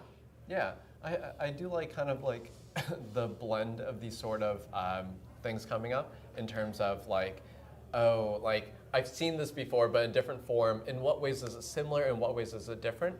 I think for the uniques that 2 Iron Chains have, they're all more individually good. So I don't think, for instance, I don't think there's 2 of these types of uniques, but favoring diversity. So they have some that boost, some that resupply, and some that anchor. So it is true that overall, when we've seen some of our competitors play, sometimes you'll see people play almost 3 copies of the same unique, which kind of goes against the name, but just due to the nature of the game and how the cards are generated, we can get cards that are very similar, maybe off by a stat or something. But the diversity sometimes helps you. It can make it harder to play against, especially when we think about our top cut when you're playing best 2 out of 3. You can have haymakers from different angles, but also they can synergize differently with each other. It's sure, in Muna, if you want mass anchor, it's yes, I just want anchoring a bunch. But here you can actually see some really cool things if 2 Iron Chains gets multiple of their uniques into play. Yeah, and a sort of weird mix of both of those is, we talked about it earlier, all of the marbles uniques. There's 3 Katagir and Mage Dancers, but 2 of them return to hand and 1 is anchor. And that, I feel like that's very intentional. It's specific, because they're this is, yes, I do want the ability to return cards to my hands as much as possible, but I do also want to have some diversity and power throughout my uniques, not just the same one over and over again. So I want that anchor as well. Yeah, I think part of the reason why you might need the anchor is because by getting card advantage through returning things, you still have to spend mana. And sure, you can use support abilities to try to supplement that, but anchor is the ultimate way to cheat on mana. And I do just want to make a note that the Order Spy should be fleeting. It came from reserve. It's not a huge deal if Yeah. if that marker is missing. I'm sure Emberlyn remembers that is fleeting and will send it to discard as the day resolves. Right. So we don't necessarily have a judge at the table for everything, but if that ends up going back to the reserve and the players don't catch it in time, we'll work. We will jump over the table Yeah. and rip up the Order Spy. No, Yeah. we will inform them that was a thing. Yeah. And then rip it up. Yeah, and then rip it up. Yeah. Well, because it's going to the discard, you don't need it. Yeah. Yeah. So cool. So we actually see a guitarist whose stats do line up very well. And we're talking about this earlier today, how in Lyra, there's actually not many things that fight in exactly water and force, but guitarist is probably the best card to do it. And also just forcing Emberlyn to play against him. So much is stacked on one side. Emberlyn is 2 expeditions from winning, whereas two Iron Chains only needs 1. So anything that they could sneak could get them there. Oh wow! So this Blade Dancer coming out as well, trying to contest that companion side. So we gotta. You want to add this up for us? Okay, let's see. That's 4, 6, 7, 9 all. Okay. I Yeah, think yeah, it depends. helps It that- depends on the. They're all symmetric, right? So we Yeah. have 8 plus 8 plus 1, yeah, so that's 9. And then Emberlyn's trying to advance here. And it looks like on the hero expedition, it's just no one's moving because Yeah. they're all 2s. So, and then there's not enough forest here. So it's definitely just whether or not Emberlyn can advance or not. So all 9s, and then we just need to look at the waters here because that's the other one. So 4, 5, 6, 6 plus 3 is 9. So I think no one moves today. But all these anchors coming out. Wow. Important to note, Bliss Guitarist is not boosted, so we'll have no opportunity to get that extra draw off that That's ability. Right, yeah. Okay, so we have the first player token moving. We're going to get another activation of Auroch. But this is, I feel like we're in Hunger territory. If you play Hunger, this is the type of board you want to be hungering. So the Auroch and Kibble might be activated. Especially since it seems like, Two Iron Chains has no cards in hand. They are drawing their 2 cards right now. Right. So Hunger could basically halt their entire tempo. Yeah, exactly. So it'll really depend on how all this shakes out. 2 Iron Chains still being 1 advancement away from winning, whereas Emberlyn kind of needs this double advance, or at least being able to stymie something. So we'll see if maybe there needs to be more card draw through the Ozma. We see at least an Axiom Salvager unique in hand, Yeah. but I don't see a hunger. Yeah. I think I saw a Fire Rabbit and maybe, was that a Mana Eruption at the very back? Yeah, I did see a Mana Eruption. It's kind of hard. We want players to play how they feel the most comfortable. So we see a Tanuki where you won't get the hand ability. So Auroch is kind of just playing it from the top. So you still get arrows, but you don't get hand abilities. But we just care about stats. Yeah, and Tanuki plays great into both of their expeditions, being mono forest in the hero and forest and water in the companion. Right, and we see this other Tanuki being played as well. Yeah, and playing from reserves definitely where you want to start if you're trying to play around the Hunger. So the Hunger would cost 8 mana and allow for 1 play extra. So 2 Iron Chains not manaing this turn makes sense, given that you have so much mana and you had no cards in hand. Being the first player, for some reason I thought the first player would be the other way around, but it's been a long day. I'm sure I just didn't see it pass over. But yeah, so the question is, do you want to play around can you play around the Hunger? So like for instance, if you don't make a play here and they play the Hunger, then because you pass, they can play Fire Rabbit and win. So of course we're talking a little bit more in the theoretical sense. We know that there's no Hunger. and we actually see an Yeah. Order Spy being let out. So not exactly the sign of strength that we were hoping for. And that will tap Emberlyn out of hunger mana. Mm-hmm. So like a Fire Rabbit would have still kept the hunger threat alive. This says you can't play hunger. You're going to have to just deal with my entire board. Right. So I'm sure when they saw that Order Spy, especially because it didn't sabotage anything, 2 Iron Chains probably had a huge sigh of relief. And we have another unique. Yeah, so this Esmeralda is a resupply unique, kind of like the ones we were talking about earlier in the broadcast with regards to Auroch. So it makes it so that way when you play another character with a base statistic 0, it can resupply. So it's cool. With the Tanuki, you can like then anchor this, and then you could just try to resupply a bunch. So what we're talking about earlier with regards to that diversity, instead of just playing 3 resupply uniques, you can play an anchor and resupply, and then maybe get that diversity. And now we do see that Fire Rabbit in a defensive position in a spot where they don't, because the Fire Rabbit they're in mono water in their hero expedition. So that Fire Rabbit, I guess gives 1 water because of the boost from Basira. But this is, do they have a 3-mana Blizzard? All right, we see the fist bump, and it goes to 2 Iron Chains with Auroch. So Auroch and Kibble in the Baltimore WCQ being 4-0. Wow.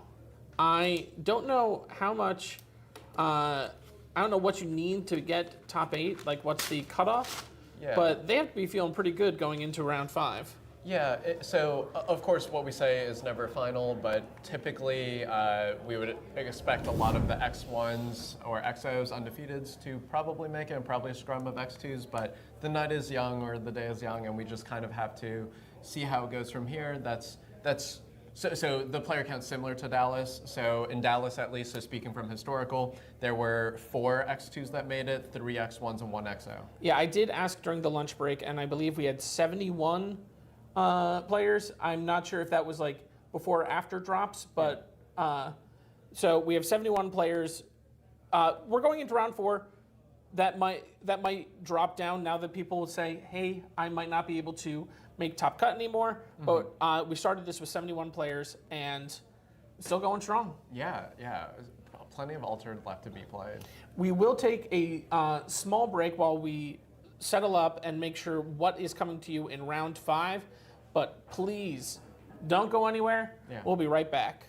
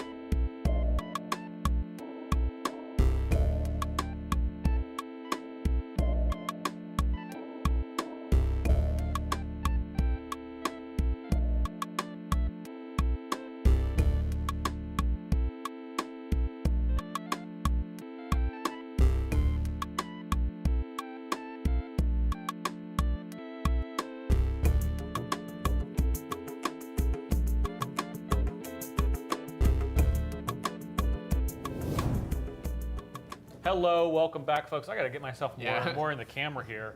Justin Parnell back with Rinku, and Rinku, you have selected a spicy matchup.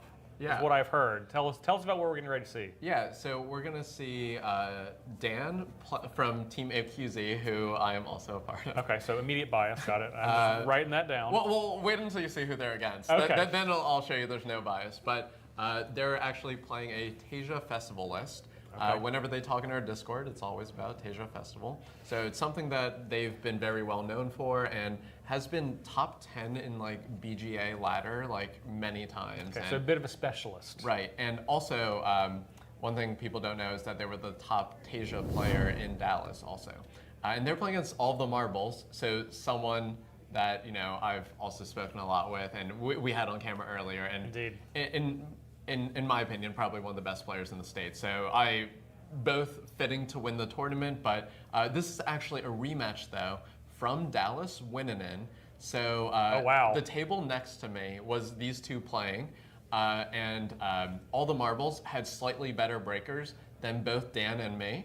And then Dan ends up festivaling on day 3 or 4, and playing Nevenka, Marbles was not able to find a Requiem in time. And then I actually happened to hop Dan on breakers, and Dan came in 9th by 0.34%. Wow. So Dan came out on top this time. So there's some small psychological edge there. But yeah, this is a rematch, so I'm really excited. This to is be a big casting one. this. So two players that have quite the pedigree for world qualifiers that we've seen already thus far. Looks like with Marbles starting on the Nevenka still, playing a half-or, passing it over to see a Spindle Harvester on the other side, and then hopping with a boost to make half-or just big enough to kind of block anything that's going on. Yeah, so one thing that's interesting is that Dan is going to keep probably every festival he sees in his opening hand, so actually limits what you can do on turn 1. You can keep 1 drop, 2 drop, and then do it. But yeah, so we actually see some sort of, with some risk, some parity between the Tasia hero power and the Nevenka hero power. Right. But the Ogun able to go over the top a little to push an advance there. Yeah, still going to allow Marbles to advance, but of course we're going to see Dan advance on both sides. But not necessarily Dan's primary game plan, but might be still a way that it wins the game often. Yeah, so talked to Dan a bit during lunch, just once again being on the same team and just chatting and hanging out. And he kind of alluded to the fact that he really likes that there's 2 different plans. So using some of terminology I've been using a little bit more, he can both be a Tumult deck and an engine deck, where the engine is just win the game through Festival, or you can care about the Tumult, and you can do both kind of seamlessly. So Marbles might have to keep some cards like, say, Cloth Cocoons or Requiems and wait for the Festival, or am I going to play this on a character? Like, how am I going to thread this needle? And having this Expedition lead actually helps you with both of your plans, because at some point, you can just one-side shove, and then maybe you develop a Festival or something like that. Right, and we see a lot of pressure being put on by Dan right now to trying to kind of do this, put them in the squeeze, because you want them to make a decision, and you have all the information, so theoretically it's often going to be the wrong decision of whether they're trying to stop you from advancing or they're holding on to removal for that Lyra Festival that can end the game the turn that it comes down. Yeah, I think the best way to explain this game is maybe closer to either a dance or a fencing match. There's kind of like, oh, I'm being a little bit more assertive with what I want to do in the tumult. Okay, now I'm going to like reallocate my resources here or something like that. This basis really lining up well with that solo water biome, though. Definitely, and as we said, certainly the only way that Marbles is going to win the game is by meeting their markers somewhere in the middle. But they still have to consistently play offense while trying to make sure to pay attention to this secondary or maybe primary win condition. But a lot of pressure is being put on the board by Dan, going to be looking currently at another double advance. Yeah, so Nevenka not exactly known for its stats, especially with the uniques that Marbles is choosing to play, a little bit more on the card advantage aspect. So you might be able to find the answers to say things like the festival, but it's almost like the sizing disadvantage is being what's put on display here. And outside of some maybe Requiems or Cocoons, and maybe Twinkle Twinkle, not actually able to address the anchor part of these characters that easily. And heads up play, this is something that you see a lot of quite skilled Navenka players do, which is, you're not waiting always until the very end of the turn to activate your Navenka. You're going to use it, see what you roll, and then make some adjustments based on what happens. Yeah, and even if you wouldn't do anything else, if you know 100% time you're going to activate the Navenka, you can actually keep your opponent guessing too in some ways. Like, oh, did you have a Twinkle Twinkle for my Sneezer Shroom if you wanted to? Maybe you did. Right. Kind of get the lay of the land of the board, put a little bit more pressure on your opponent to potentially respond to knowing that you did have a successful roll. But something that doesn't have to roll is that Sneezer Shroom, which is already on 3 boost, being a 4/4/4 on the companion side. So we see the pickup of the Incaster, so not using first mana, so still trying to accrue some amount of value as the first player. So one thing Dan's playing this weekend that hasn't always been his list is he's actually playing some Jack Frost.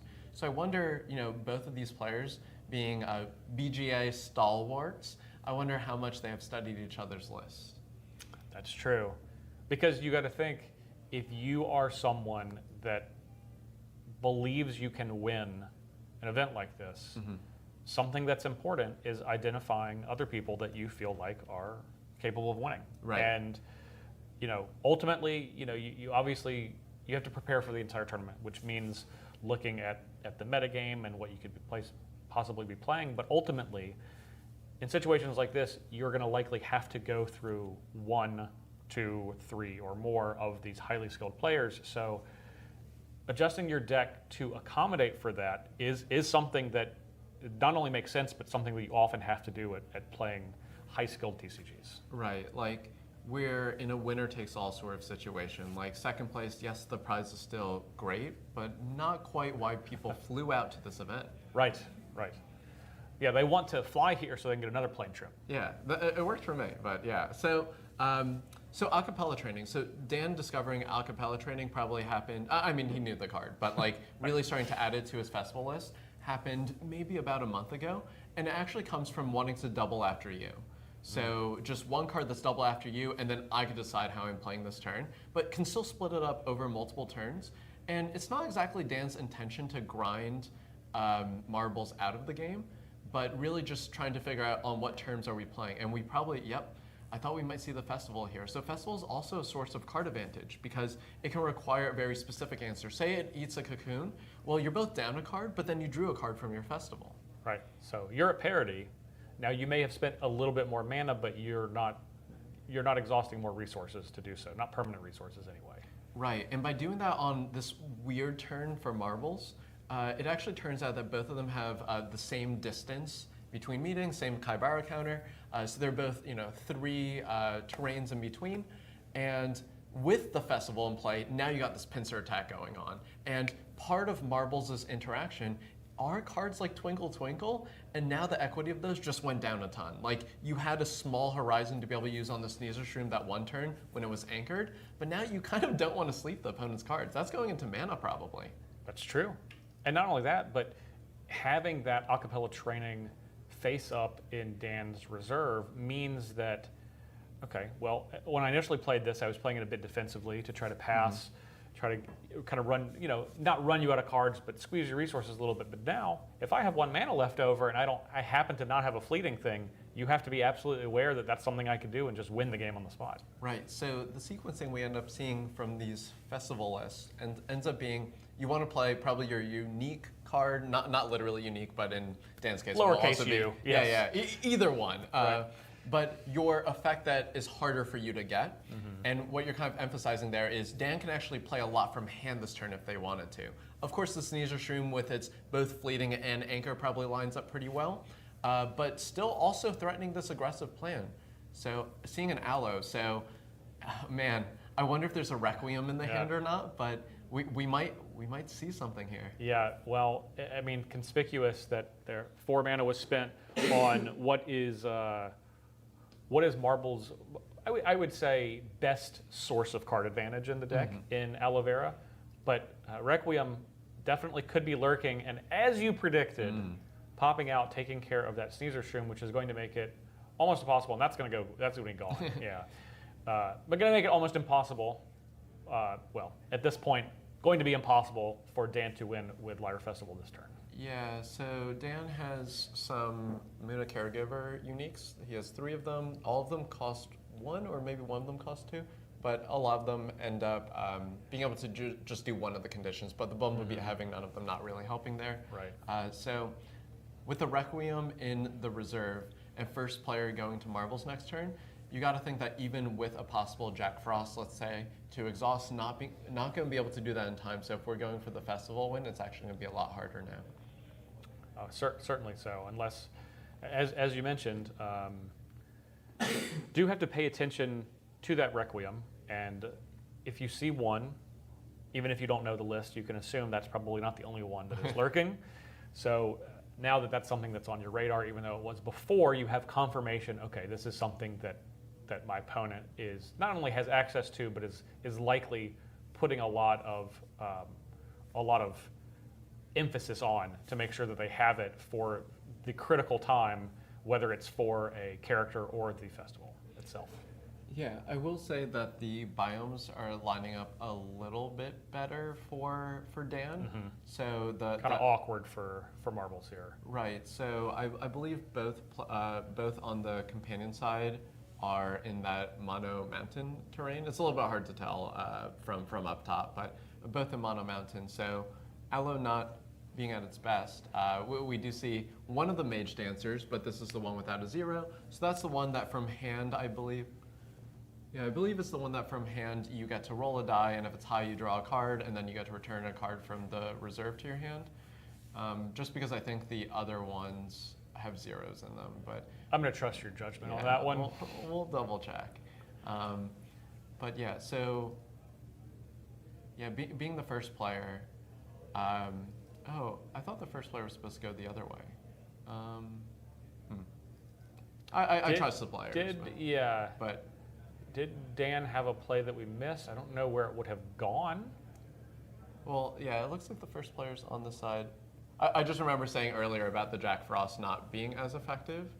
So, but we'll trust the players here. Yeah, I believe that it seemed like Marbles made the first play with the Mage Dancer, but perhaps not. Well, it was a resupply from the Aloe. Oh, right. Right. But yeah, so so we see this Mage Dancer. So as we mentioned before, we have this Mage Dancer. We have these dice actually brought for coverage. So thank you to both of the players for finally using the dice that I explicitly picked up. Rinku's been waiting every round, just checking on those dice. Hey, you guys gonna use those dice? It's 5 rounds in. I've literally asked every round. Ironically, round 1 would have used it too. We just didn't. We just didn't have them on. But being able to pick up the Requiem, and Requiem is really good against Tasia. And then it's especially good against this version of Tasia. Yeah.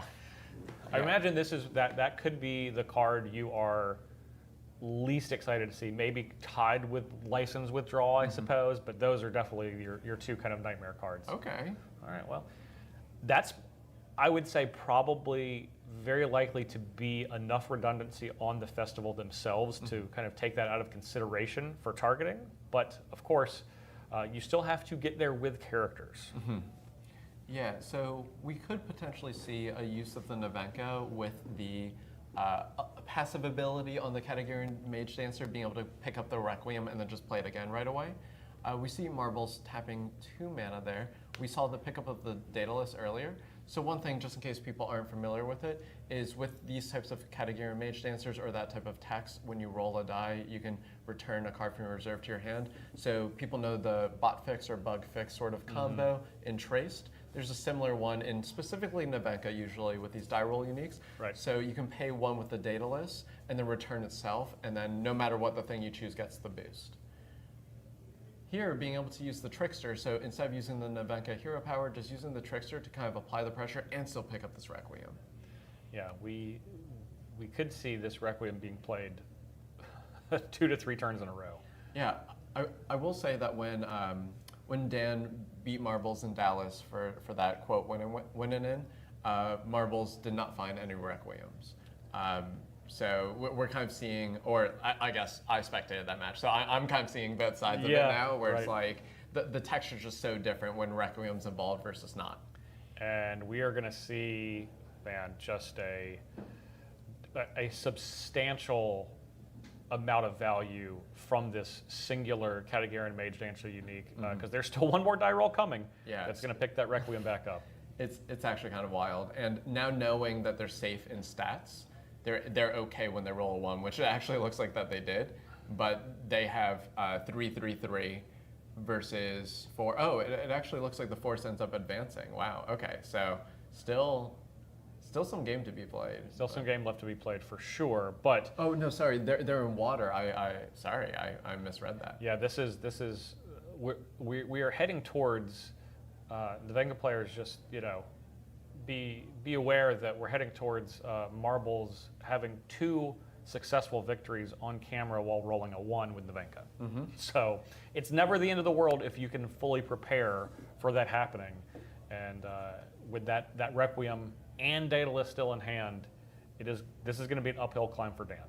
Yeah, one thing that's interesting is I feel like some people kind of step away from Nevenka due to this apprehension for like how dice rolling works and stuff like that, like the feeling of things being random. However, it is true that from a higher level, I'm trying to think how to describe it. Like in card games, you're dealing with randomness. It's not always through the medium of a die roll. Right. So it's interesting how people are like, oh no, I don't want to like roll the 1, but then they'll like play a deck that. Yeah, I don't want to roll a die, but I will shuffle 60 cards together and randomly draw them off the top of my deck every turn. Yeah, exactly. All right, looks like the Bumblebeat is going to pick up a boost. I believe it had fleeting, so it's going to be gone. We didn't see a fleeting marker, but I think they just verbally confirmed it. So it is. The squeeze is real. Yes. And so Marbles in their hand. oh, was that a? Okay, I thought that was a pass. Yeah, but no. me too. So one thing people do in person is just verbally confirm, like, have you passed? There's some small grace if you're like making your play and you like move things around just to be able to visualize it. So it's good in person, especially in these high stakes situations, to verbalize that's being confirmed. This one is the other pickup unique. So this one gets a boost when you roll high, and then has a support ability to give anchor, but effectively similar in a lot of ways to the other Mage Dancer that we saw. So being able to pick up that... Similar enough to get that Requiem back. Yeah. As we see the Snoozer Shroom on the other side playing full defense, because if you notice, Dan played it into what they would need would be Mono Mountain to advance. They have no mountain. Yeah. So Not great. it's good. They're in a bit of a bad way, especially knowing that I would say Requiem's coming, but very likely Requiem is going to happen twice. Yeah. And like even the best case scenario for Dan is to be able to advance because you know that the like Lyra Festival is not long for this world, but you just know that minimally it could be double Requiem.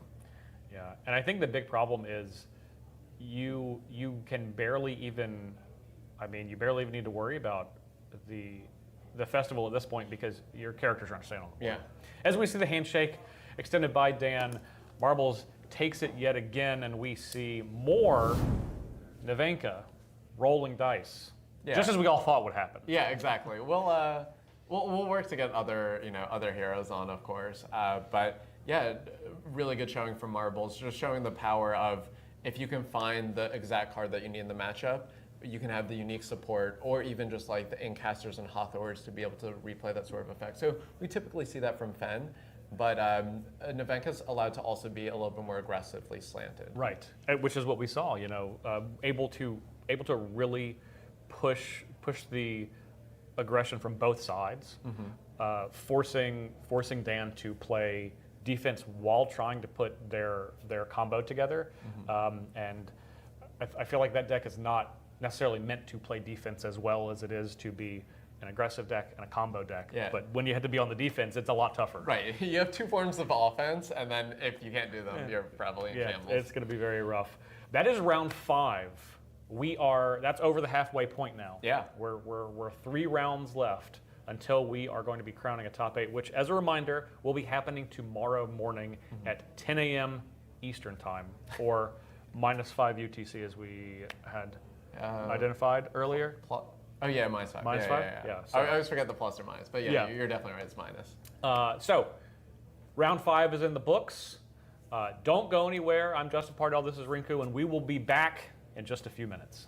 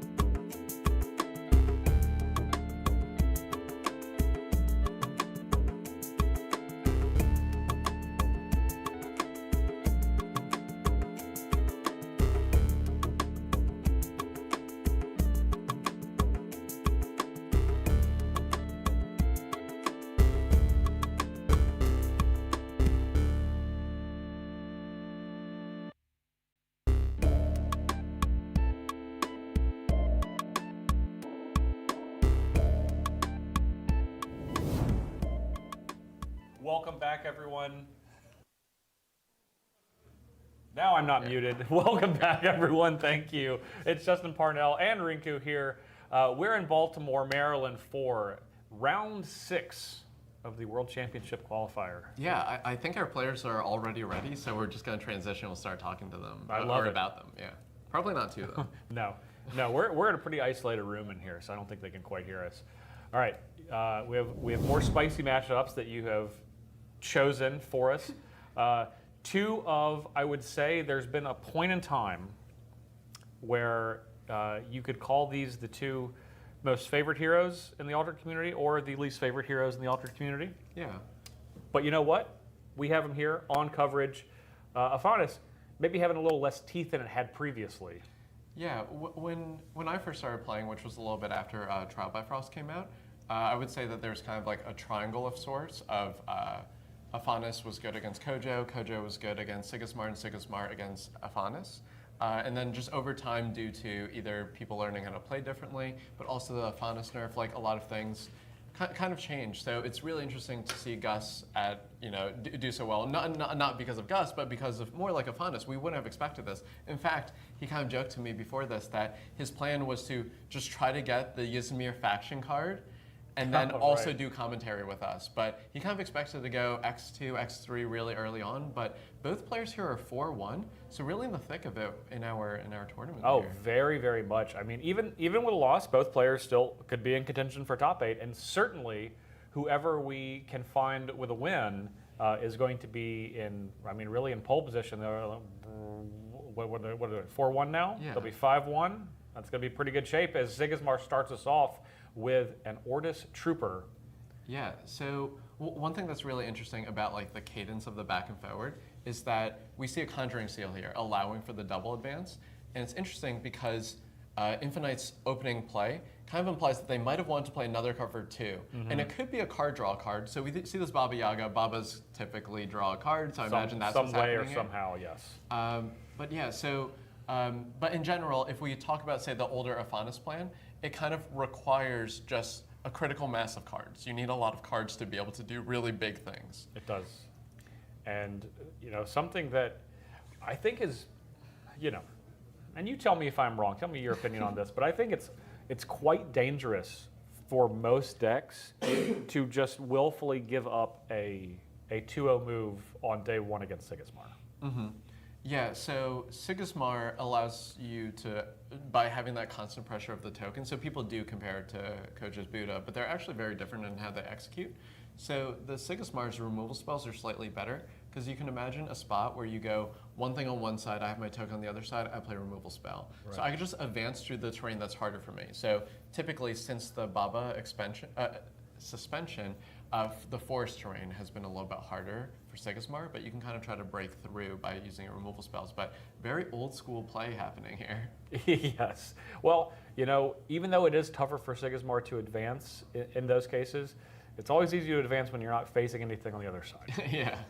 Now, that's not the case here, as Afanis does respond with a rare Katagiran Mage Dancer, and Sigismar is going to immediately get that Ortis Trooper into the companion expedition as we see Gus coming back with a magical training, 2 boosts on the Mage Dancer. Yeah, it's been a while since that, those collections of words have been put together. So, but yeah, we see the magical training actually going away, going to the discard, and now the Mage Dancer, but because of that errata or update to the Afanis ability. So Gus still has, a solid amount of cards in hand, but nothing on the board currently to show for it, as we have a...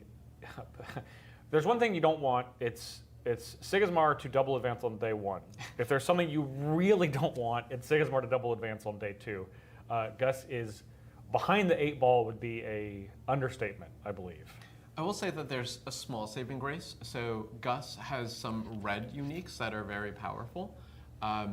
And by having seen a license withdrawal there, you know that your boost might statistically be a little bit more safe. That is chosen to be expended there for the sake of advancing. Not saying whether or not that's correct or not from Infinite's perspective, but you actually start to feel like, oh, well, my reds will at least keep their boost when they go to the reserve and such if it gets teamwork training.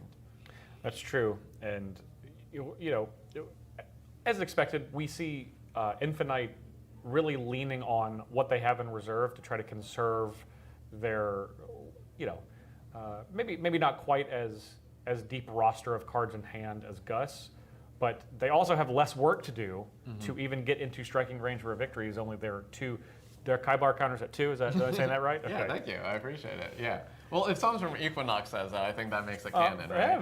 Yeah, I guess so. I don't know if anyone else. I'll have to talk to the game designers. They would be the other people Yeah. that would play that. No. I definitely. If there's an official terminology, I would love to use it. They're but- super not. Yeah. Well, there's like 2. Kaibar counter is the one that I use the most. The second one that I haven't really used on stream, but when I talk colloquially to my friends, is the concept of stuffing like a character. So it's like, oh, I'm trying to fight over here, and I picture someone in basketball going up for a shot, and then And you they're play getting something blocked. much bigger, and Yeah. you're like, my thing like knocked it out of your hands. So like when someone goes over top of someone, I call that stuffing. So I don't think that one will catch on, but I don't think that's going to catch on. But a Kaibar counter, yeah. I think They it's can't gonna- all be winners. They all come from the same place, right? For every good one, Exactly. you get a bad one. Exactly. Yeah. If you're at 50% hit rate on your terminology that you're coming up with, you're doing great. So we see another magical training from Gus, putting that moth, which came from, of course, a flame, on the hero side up to 4/4/4 with those 2 boosts, and Infinite currently still advancing on the companion side. Yeah. Trying to decide if they can go over the top of this 4/4/4 moth on the hero side, and it's going to be another Orders Trooper. Jeez, yeah, it's pretty difficult here. We do see the Joyride, so that one getting fleeting, getting rid of the Say- seal that you probably didn't want anyways. And Joyride, again, is going to gain fleeting and go directly to the discard pile. Gus was still with 3 cards in hand and is going to stop and advance on one side and pick up their first advance of the entire game. Jeez. But it's still allowing that Baba Yaga to move just once, and something I also didn't want to see, because they advanced and stopped Infinite from advancing on the hero side, that Monolith Legate, sniped the Moth to a Flame right out of the reserve. Yeah, it's kind of difficult. I mean, I kind of mentioned what I perceive to be the rock, paper, scissors like earlier in the format pre-nerf, and it's like, well, Afanis got nerfed, and then Sigismar's been the same, so it only seems logical that the matchup's even more in Sigismar's favor. I don't want to count Gus yet, and I imagine they've already played against Sigismar earlier in this tournament. As we mentioned earlier, we don't have an exact metagame breakdown, but there are a healthy amount of Sigismar players in the field. So Gus definitely came into this with a plan for the matchup. So I feel like if there's a time that's like real, gut check time, and let's just see how this goes, it's going to start here. And kind of taking out that mana sort of play. So sure, on stats this doesn't line up well, but at least you don't have like the 1 cost play that's really good into advancing. Right, and that's really the important thing as we see the Tooth Fairy take out the Orders Trooper is while you're spending 2, you're taking away their cheapest way to pass it back to you to force action. But of course, we see an Aegis Templar regardless come and do essentially the exact same thing that the Trooper was going to do and leave a 1/1/1 body behind for exactly 1 mana. Okay, and then we see another Moth. So just as a reminder, so Afanis's Errata is specifically for 1 cost spells that get fleeting. So that's why you've been seeing the Joyride on those magical trainings go to the discard, but yet the Moths to the Flame have been staying because they have exceeded that one cost Errata. And Infinite is, got to be looking for ways to end the game this turn, I would imagine. Yeah. Another thing, if you wanted to though, and I kind of like the decision to play this Templar, you don't have to win this turn also. You can just say, like, the Templar's kind of a clunky card that allows you to get ready for the next turn. Beauty Sleep actually ends up being almost the perfect answer to it because it doesn't leave that It won't body leave, behind. yeah. But there is a bigger body for next turn. So Gus with 1 card in hand, still kind of up against it. And Infinite still has a play to go if they want to try to advance here. Yeah, so that's the dangerous thing is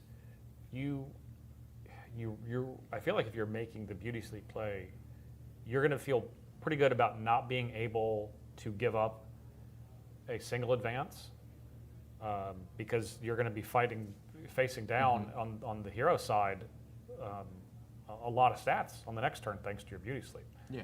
And there's still 2 mana left for Infinite, so I think it is likely that they're going to throw something on the companion side. Maybe Yeah. just this Legate out of their reserve. So one thing that's really nice about this is if Gus doesn't draw more card drawing cards, then Gus only has the cards he's drawing next turn and the card in hand, so 3 cards.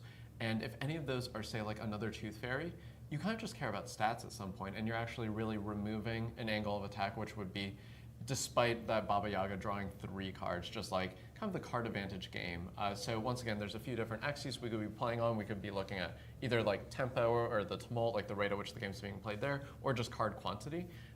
In some ways, Infinite's like pincering both sides. It's, I do have more cards than you, and I have the board. And this is when a card like an Ordis Attorney and Sigismar becomes so dangerous. It's like you can't let me move, but then if you don't, I'm gonna punish you with card advantage. Right, like the Ordis Attorney, if you play it twice, will probably draw 2 cards and be blocked by something. It has to be. Yeah. Yeah, it has to be. And it's tough. You don't really want to. Gus probably doesn't want to be in a situation where you're choosing to keep the Tooth Fairy in your reserve because it's very likely a card you don't want to have to play, but it might also be your only realistic option because you have to have a character to start loading those boosts onto from a Faunus. Yeah, so there's that Ordis Attorney that you alluded to, and very quickly from Gus, probably starting with the Moth. Yeah, so the Moth allows for the bigger play, and we can see in Infinite's hand that there's a Teamwork Training and a Sandman, and 5 mana, that seems like lights out to me. Yeah, I think it's going to be lights out. Sandman going to likely put that Moth to sleep and maybe just put Gus to sleep altogether. Yeah, Beauty Sleep. But yeah, exactly. So, yeah, just trying to think about the sequencing of doing this. So one thing you do want to keep track of when you're especially ahead in these sorts of games is it is okay to pump the brakes and make sure you're not just like punting the game. Like, Absolutely. Yeah, you're at the finish line. Make sure that you're not going to trip right before you reach it. yeah, and the last thing you want to do is like showboat in front of the finish line. Like, Of course. We will see players in a more casual setting sometimes just show their hand on the table and just be like, I have this Teamwork Training, Sandman, we can move on. But at this level, definitely want to just play properly, like, you know, and politely, honestly. Like, let Yeah. people play their cards. Yeah, absolutely. Everyone is, you're playing for a lot and being a respectful competitor. For people that just play casually, I don't want to say it's not important, certainly. And as we see the hand coming across the table from Gus, Infinite with Sigismar is going to take this down. I know that this was not their first choice. They felt like it was the one they needed to make Yeah, to have a chance here. Yeah, my first time actually interacting with Infinite was in Dallas. They were a fellow top 8 competitor, Right. and they fell to the Lindaway player, but they were playing a Faunus there. And yeah, it was a really close match where they ended up, if I recall correctly, there was like a second Blizzard or something that the Lindaway was able to set up, and it was a really fun match. And one thing that really stood out to me watching that match, and people that have watched my matches might feel similarly, hopefully, which is that there was a really good air around the match. Like, even though both players were playing at a very high level, there were a lot of jokes, there's a clear appreciation for Altered. So yeah, Infinite and I definitely, kindred spirits in that sort of regard. But yeah, so it's great to see them do well, but don't count Gus out yet. So at 4-2, if our math is correct, some amount of X2s are going to make it. Very, So, very, very likely. yeah, really big tiebreaker scrum. And in our Altered tournaments, there are no intentional draws. There could Right. still be draws due to end of round procedures. And even the probability of that happening is also pretty low. We've seen it like maybe 3 times. It can happen. It's possible. But just the way the game's structured and how the stats are so asymmetric, you really don't expect it. So I'm just really excited to see who ends up making the top cut. But yeah, Infinite really, in good standing right now. Definitely, we could be seeing them again. We have 2 rounds to go. That was the end of round 6 here in Baltimore at the World Championship Qualifier. We're going to take a quick break and be back in the booth for round 7 coming up in just a few minutes.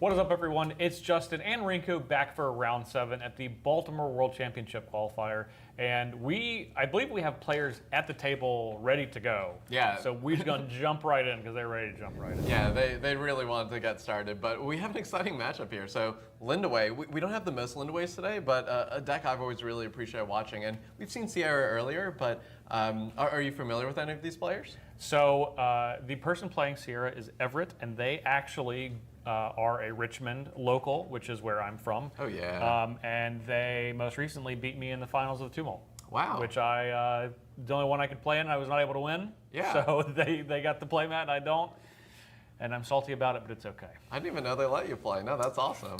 That's as good as I can do, and everyone was openly rooting for me to lose, which I totally understand. Yeah. But you know what? Looks like our players are ready. We have Mimson on Lindway as noted, and there's a lot of ways to build Sierra. Mm-hmm. There's not just one. And I believe this is Ysmir Nurse. Yep. which is not. We're probably going to see a handful of cards we haven't seen today out of Lindway here. Yeah. So Lindaway is a little bit different than Afanis. It's trying to utilize the sacrifice sort of theme. And you can use it with things like Moonlight Jellyfish, which kind of refunds it in terms of being a card. And it's trying to set up cards like Baba's Isba, Moth Lanterns, and it's really interesting. You can try to set up Moth Lanterns where you actually try to tie with them a lot and try to cause them to expend resources. But we actually see a tie here, which is very interesting. Not actually something that you commonly see. So the reason why the Lindaway is exhausted here is because on the first turn, or when you're a first player, you don't have to pay anything for it. And we saw a small shortcutting, using this Ysmir Nurse to get a 4/4/4 into play. But we see Sierra, Old Natural, also having a 4/4/4 to block. That's right. With the rare Foundry Armorer, not one you see very much, but I love that card. Yeah. Well, one thing that's interesting here was there's actually a conscious decision, though, to actually choose to keep both people at bay instead of making it progress one-on-one. Now, who does that advantage? Yeah, so typically Sierra ends up having very symmetric stats. And I would say overall Lindaway does too, but Lindaway ends up having small holes due to how Moonlight Jellyfish and Chrysalis work, so its mountain is a little bit weaker. There's also something to be said about the pacing that the game is going. It's kind of saying that I want both of us to have more turns in the game. So maybe more looks at that Brass Bug Hive, getting more, at noon trigger effects of that. And we are going to see, the opposite from last time, we're going to see advancement on one side for each player, and we did have a Tooth Fairy come out with no target, which is not what you want. Yeah, not exactly a sign of strength, but maybe just trying to utilize the material, get some commitment in terms of the cards, and just trying to make sure that the advancement stays at some sort of form of parity. We didn't see any sort of sacrifice or a line to set up a gift of self. So it's really interesting. So Lindaway needs very specific components to get going. So think Baba Isba, Moth Lantern style things. We do see a unique that we're going to bring up on the screen, but it's not actually the Tumult that matters all the time for Lindaway. It's kind of like your engine components. It's kind of a hybrid between these engine decks along with being a Tumult deck. Well, one of the parts of the engine, as you mentioned, is Baba's Isba, which we've seen that just resupplied thanks to this unique Daring Porter. I love a Daring Porter. I always feel like these are just like such good glue cards, They're always very kind of mid-rangey. They're providing some card advantage, maybe resupplying you, maybe exhausting something else. But they're not quite as good as exhausting things as the Nilam is. Mm-hmm. Yeah, and we see that text being able to exhaust the Foundry mechanic. So the Hero Expedition was actually ahead here, a mechanic that you can actually factor in which sides you want to advance. Of course, it's closed deckless, so you don't know what uniques they're playing, but that is something that happens in this faction. And then we end up seeing from reserve this Tooth Fairy, just to kind of insulate if there was trying to be an advancement, but also just kind of a realization that I want to keep these two cards anyway, so it's like might as well play my card. Right. And you know what? I talked junk about that Tooth Fairy, and it did provide an advancement on both sides, so who am I? I'm the one sitting in the booth. They're gunning for top 8, so we got to believe that Mimson knows what they're doing. Both players X1 here? I believe so. Yeah, so cool. So 5-1, and with so there's no intentional draws. With no intentional draws, just trying to kind of jockey for position being 5-1. If you're 6-1, even with a loss, your tiebreakers might be good enough. So a lot at stake here, and I know both players probably feeling it right now. I would feel pretty good if I was Everett putting down a rare brass bug hive and is going to split up those 2 brass bugs, one in the hero, one in the companion expedition, but spending the supportability of Foundry mechanic to do it, kind of giving the heads up that, hey, I probably have a little one mana play lurking after you make a decision. So most common here, we would probably expect mechanical training. That would be the one to go over the top. But it could also be this like weird, not bait and switch, but like it could just be another Foundry mechanic. But I think in terms of power level, if you want to play around the high end of the range for Everett, it would be mechanical training that you want to play around. But this could, it's kind of tough. So as Mimeson, as the land away player, you're at board parity. You don't have huge card advantage, but your engine isn't completely set up yet. You haven't played Baba's Isba. You don't have a Moth Lantern yet. So it's like, being at board parity, it's kind of difficult to decide. I really like leading with this Moonlight Jellyfish, though, especially if you have access to something like Boom in your deck. You can try to Isba and try to start digging for it, but really you want to try to trade 1-for-1 this turn if you can. And we see Sierra, Everett on Sierra has, that looks like a unique drill maul. We'll find out exactly what that does in just a second. Holy moly. But Mimeson only committing 1 mana compared to the 5 plus an extra resource that Everett spent. So a lot left to play with on Mimeson's side. And let's all check out this drill mold together. Let's all read it for the first time. All right. So of course, the supportability has the traditional drill mold ability. It says, when I leave the expedition zone, if I was fleeting, target character in play or reserve other than me gains a boost. And of course, traditional drill mold, you can spend 1 of my boosts. If you do, sabotage, otherwise resupply. I like that. A lot of value there. Yeah, and one thing that's not as common for Sierra is having higher impact in terms of power level 1-drop plays. Like we can see the, I forgot the name, but the drone that's the 1-cost 3 from reserve.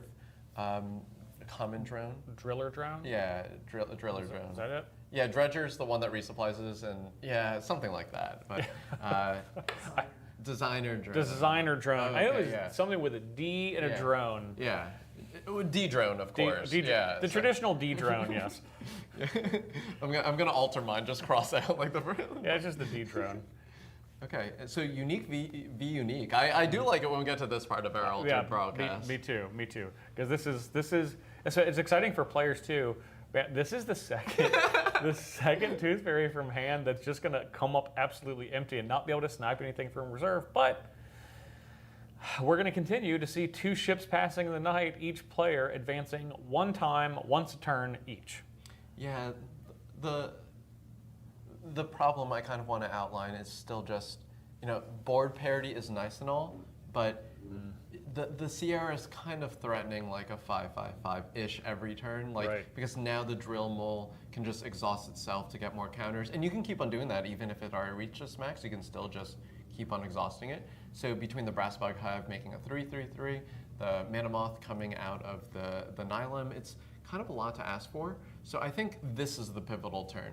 Like you might be able to give a double advance if you're like, here's a Baba, and now I have a Moth Lantern or something, or I'm able to secretly fight over one side. You do have the first player token, so you also can make Maw. And Maw does stack up very well against Sierra typically, because Sierra doesn't have a lot of removal spells.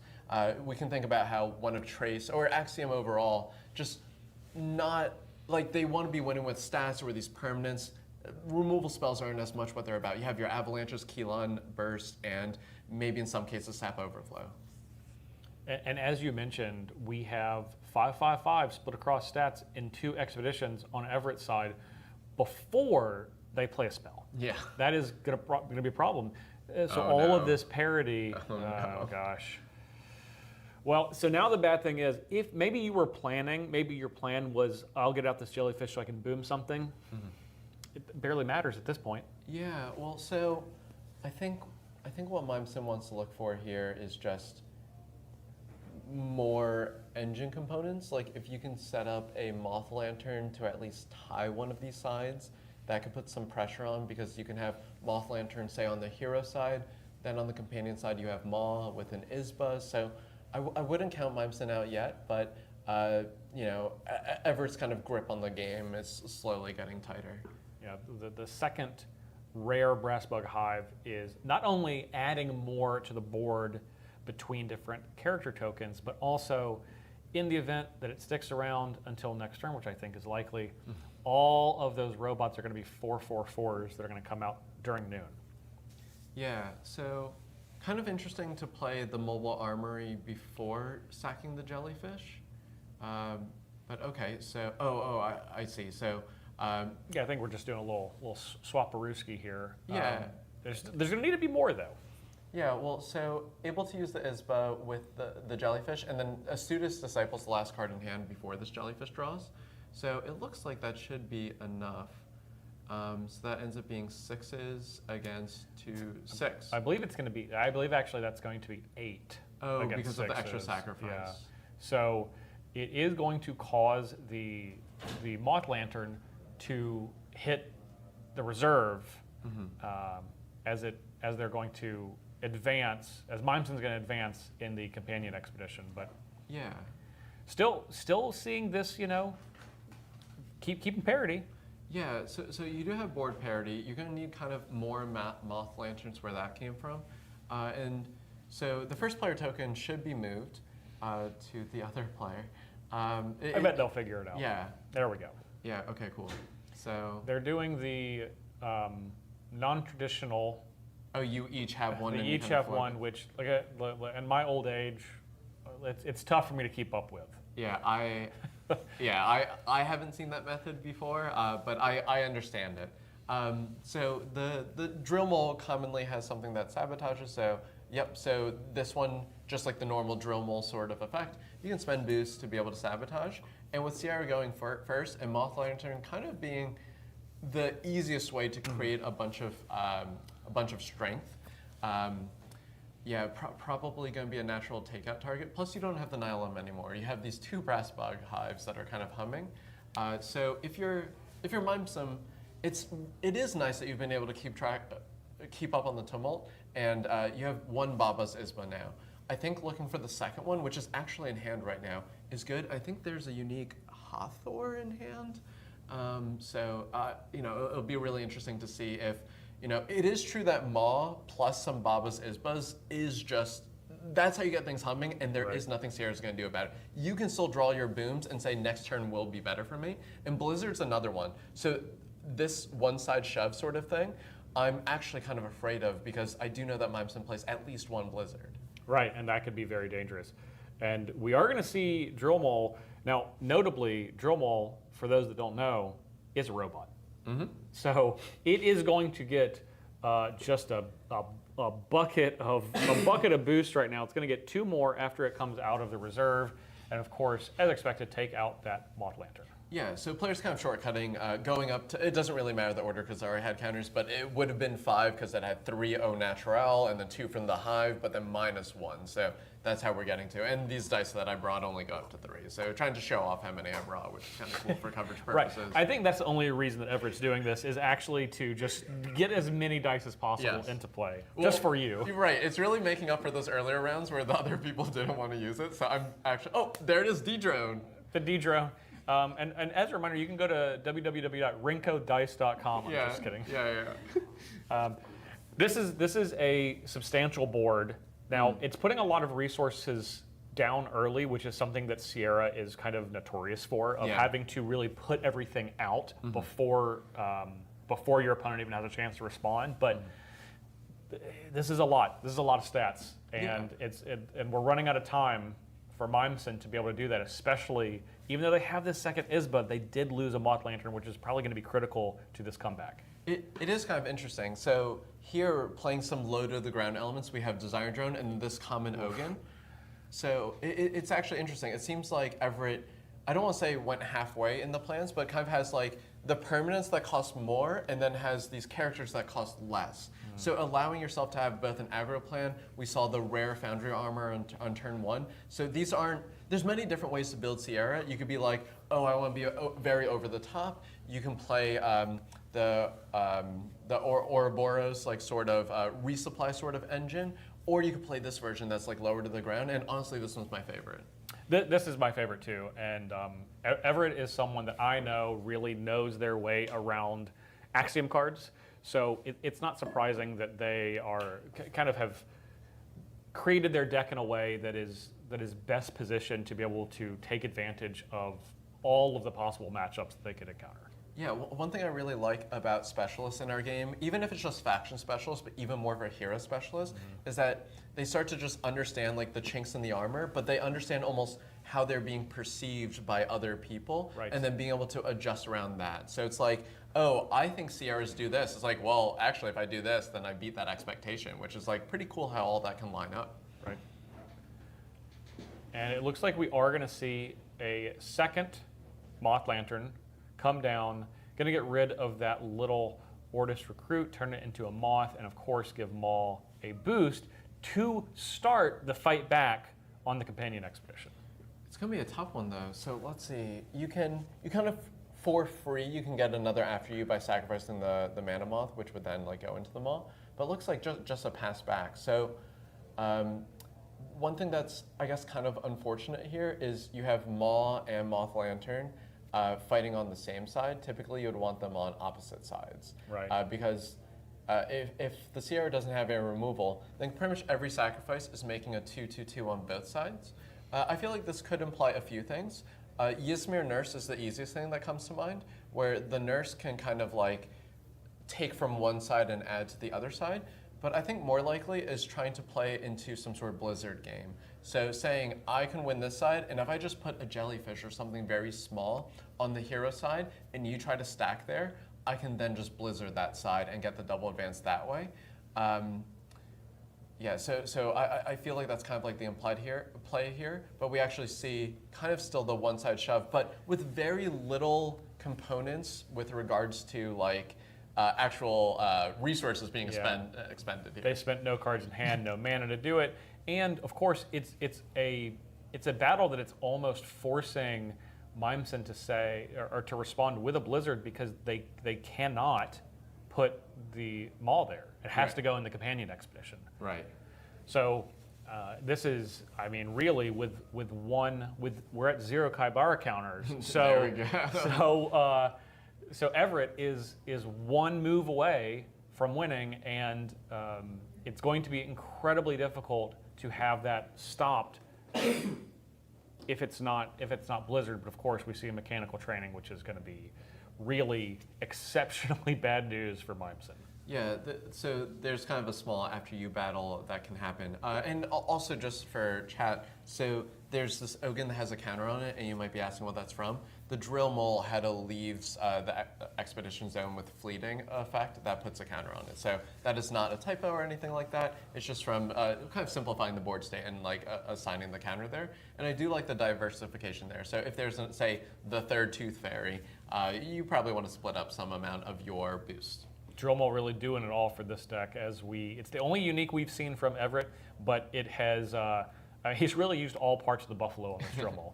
Yeah, a phrase I love, honestly. But yeah, so by having both Maw and this Mana Moth on the side, and actually sacrificing the Studious Disciple, I feel like it's still playing towards a Blizzard, but maybe Everett at this point feels like I can't play around Blizzard. It's kind of an interesting situation. Right, or maybe I can run you out of cards to make you Blizzard, and then I can just throw one thing over there. Right, so the actual mana commitment. And if I see this correctly, it looks like... I believe we have 7 available for Mimesen. And another after you sacrificing. Hunting. Interesting. Okay, that is very interesting. That's very interesting because now we have 4/4/4 on the Companion Expedition with nothing across from it. You can also hook back though, so You can. you can give it the little razzle dazzle. Yeah, There's a lot of, and we're out of after use. So Mimesen, after spinning the wheel so many times, is going to be forced to make a play. And we do finally see this unique Hathor come down, and it's going to put a Moonlight Jellyfish directly into reserve from a resupply. I like that Hathor. I love simple uniques that are just so, just like get to the meat of exactly what you want it to do. Yeah, the hard part for Mimesen is with 5 mana left, that would be your Blizzard. So I don't even know if they have Blizzard in their hand, but I wonder if the Maul can still get high enough. But yeah, so we're seeing Ogun kind of trying to pincer both sides. This is, I mean, I really hope that they have it. Not because I'm rooting for anyone, but just like, at least let's see get rid of the just 15-15 across the board. Now, it's not going to be enough because this companion expedition is still going to be a problem, but... oh no, now they know I only have 6 of each color. Oh my. Oh no. I'm going to have to go back to Etsy and get more. But yeah, so the jellyfish, do they have a sacrifice outlet to be able to get a final draw? Could be a boom. A nurse. We have a Ysmir nurse. That is a sacrifice outlet. Yeah, but the hero side's kind of. But now we are out. Yeah, we are out of Blizzard range. And smart. This is going to be this is going to be. I mean, honestly, a pretty good fight in what's going to ultimately be this last turn for Mimesen as the hand comes across the table. Everett is going to take this one down with Sierra, and really that was such a great example of how Sierra can just be this snowball rolling downhill. Yeah. And if you don't take steps to stop it in the middle, it's almost impossible to stop at the end. Yeah, I feel like Sierra, no matter how you build it, has a lot of Ghoul Ring elements to it. Like you could advance earlier, but just overall the structure you're trying to build is almost like insurmountable late. So you could draw some parallels between Messick Tet and Brassbug Hive. And then, but I do like this aggressive slant because I think it shores up a lot of your bad matchups. So for instance, itsRinku, I think historically has been really good into Sierra because you have things like the hunger and you stop that really late game. But your stats in Sierra being symmetric, you can actually take advantage of some of the stumbles that itsRinku can have earlier. So I really like Everett's deck building decision there. Absolutely, you can put pressure on the people that want to go long, that can go long maybe better than you. But if you have someone that's trying to be a little bit more aggressive, well, you can just throw characters at it until you can land those big heavy hitting landmarks. Yeah.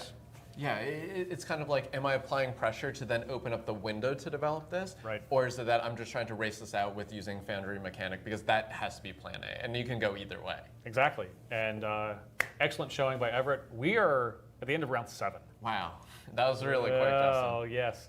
We are 1 round away from top 8, which, as a reminder for everyone, is going to be tomorrow at 10 a.m. Eastern Time, which is UTC -5. That's right. Yeah. We got it. So we have 1 more round. I know that time is called, so we are going to take 1 more very quick break, and we are going to be back for the final round in just a few minutes.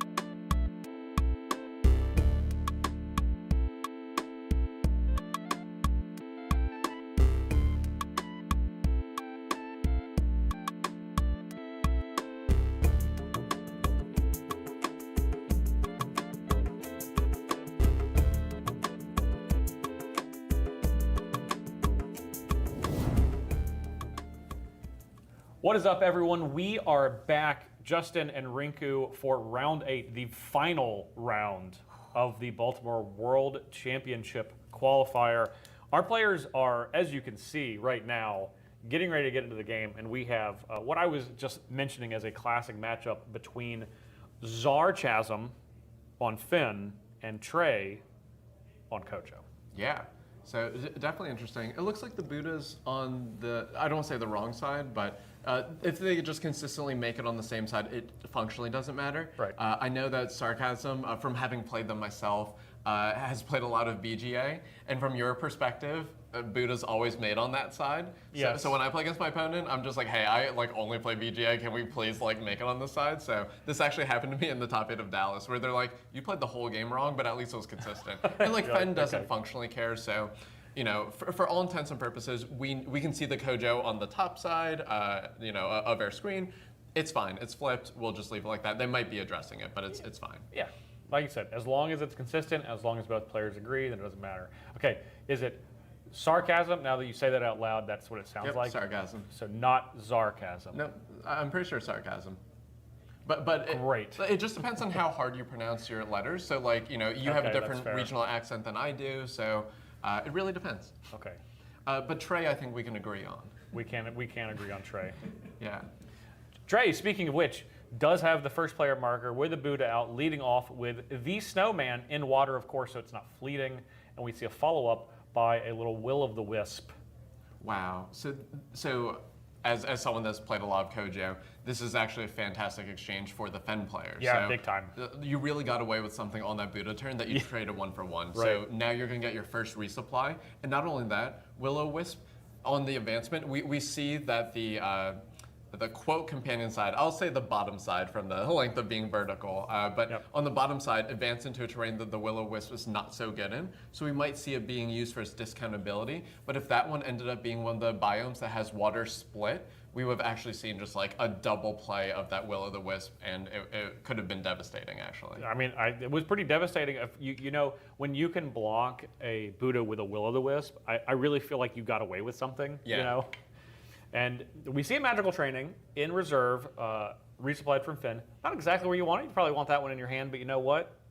You're always gonna get a free one in there anyway. Yeah, so let's see. It looks like Elos, Sap Duende, and Anansi are the cards. So actually, not the best lineup, but probably just playing the Aloe because it's going to anchor. So in terms of card equality, so how is this game going to be played? The Kojo can't let the game go to infinity. That definitely goes really well for the Fen. So it's really just a battle over time, and it's kind of interesting. So Sarcasm actually could have played this on the bottom side, so across the Aloe, and tried to still advance through the mountain and then play to both sides there. But instead going on opposite sides, very interesting. I wonder if that means having kept uniques in hand. I feel like there's a lot of plays where you would have been happy with advancement in a different way, but maybe it's the fact that you didn't want water on this turn. For sure. And that could be the case, but it definitely is interesting because you have Buddha coming down on that side specifically next turn. So it's always easiest, your first advancement out of on the hero or companion side is always the easiest. The easiest advancement you're going to have in the entire game because you have any of 3 options. Right. So it is interesting that they decided to take kind of the free one in that spot rather than elsewhere. Oh, I think I might have figured it out. I think it might be a concession to the Will-o'-the-Wisp. So like what we saw in the first turn, how it lined up very well against the Buddha.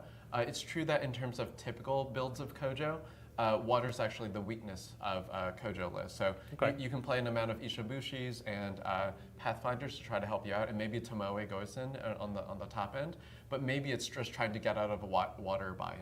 That could be it. And we see a lot happening in the reserve. The Haven Bouncer coming down, taking out the second aloe vera that got resupplied from the first aloe vera, and then a sleight of hand picking up an Ouroboros Inkcaster with Anansi going into the reserve, one of its favorite places.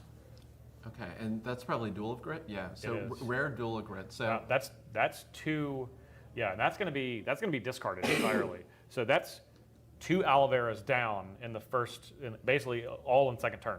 Yeah, part of the question is, has the damage been done though? So an Inkcaster was found with an extra resupply. We have this magical training.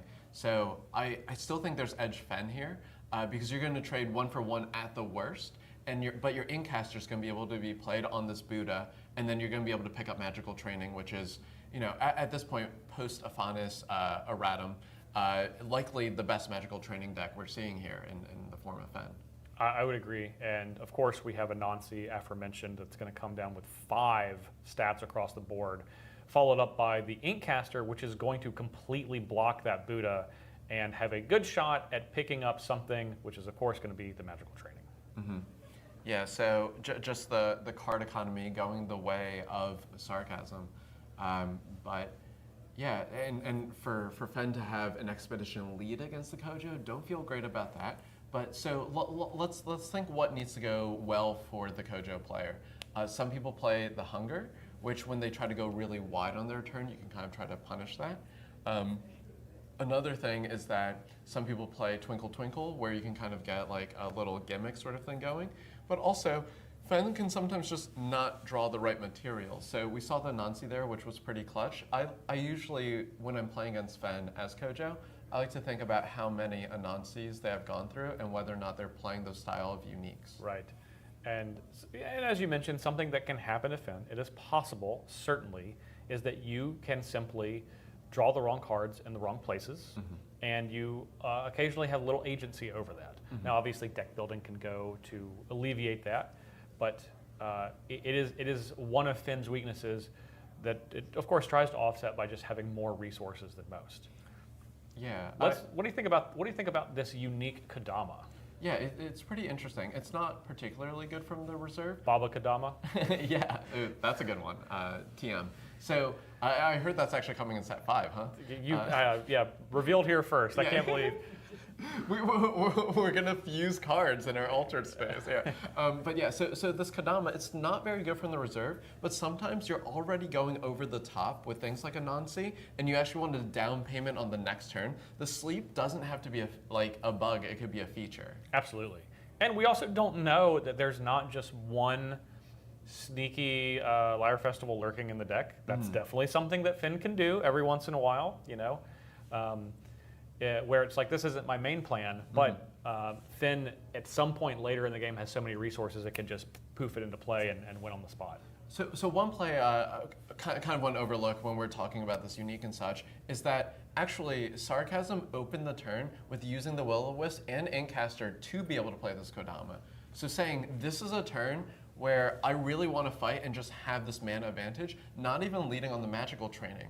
So pretty much, right, maybe valuing just card advantage overall. We saw this two draw cards and the Requiem from reserve being used. So I think saying, even though I have card advantage, I can still, even though I have a Tumult advantage, so Kyber Hunter 2 here versus the Kojo's 3, I'm going to use this turn to actually just make sure I have the options that I need to be able to hum appropriately, and I plan on playing a lot from hand, and I don't have Hathor or Sleight of Hands to pick up. Right. I need to use these cards out of my reserve until I, instead of discarding them naturally. Right. Yeah. So that's kind of one of the skill caps in terms of Fen. So Fen, if you don't use your reserve, and it doesn't always matter, which is what's really interesting. It's like, okay, sometimes you didn't have to use the support ability and you could have used it later. Some Kojo players are playing 1 or 2 Occlutes, so just being able to play around this exhaust sort of effect. There's a lot of different components that can happen, and you don't always, you see them playing around things that you might not have thought of, so it just looks like a weird play objectively, but actually there's reason to it. Right. Yeah, well, a lot of times, especially with Finn, you might have to do a play as your first play that is going to actually impact your 4th play that you make several back and forths from now. Right, and you just see so many cards. So a unique Tomoe, and I love looking at unique Tomoes because judging by if it's 6-mana or burn 7 and what do you get for it? Okay. Oh wow. This is a solid one. Yeah. Really solid stats on its own. 3/3/6 for 4. Can't be played unless you have less than 6, which of course we're meeting that criteria right now. Put a card from your hand to reserve. It's going to be a Saringer for later to draw you some cards, but right now it's going to give a boost to your entire team. And one thing I do like, it doesn't matter as much here, but the Tomoe's stats are actually really good for getting you over that water weakness. Right, and you were mentioning that earlier, so this is really, really excellent unique for Kojo here. Yeah.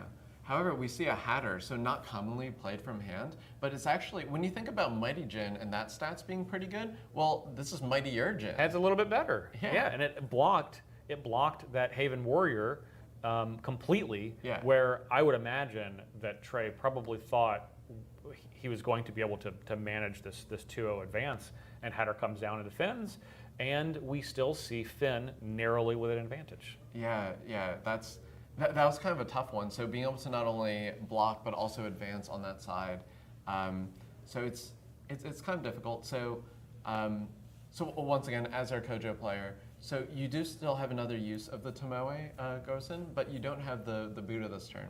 So I imagine one thing that we might see is we might see a lead on some smaller characters, Right. and then trying to play the Tomoe at the end and understanding which side it should go on. Now, knowing that because you don't have Buddha, that also means that you are going second.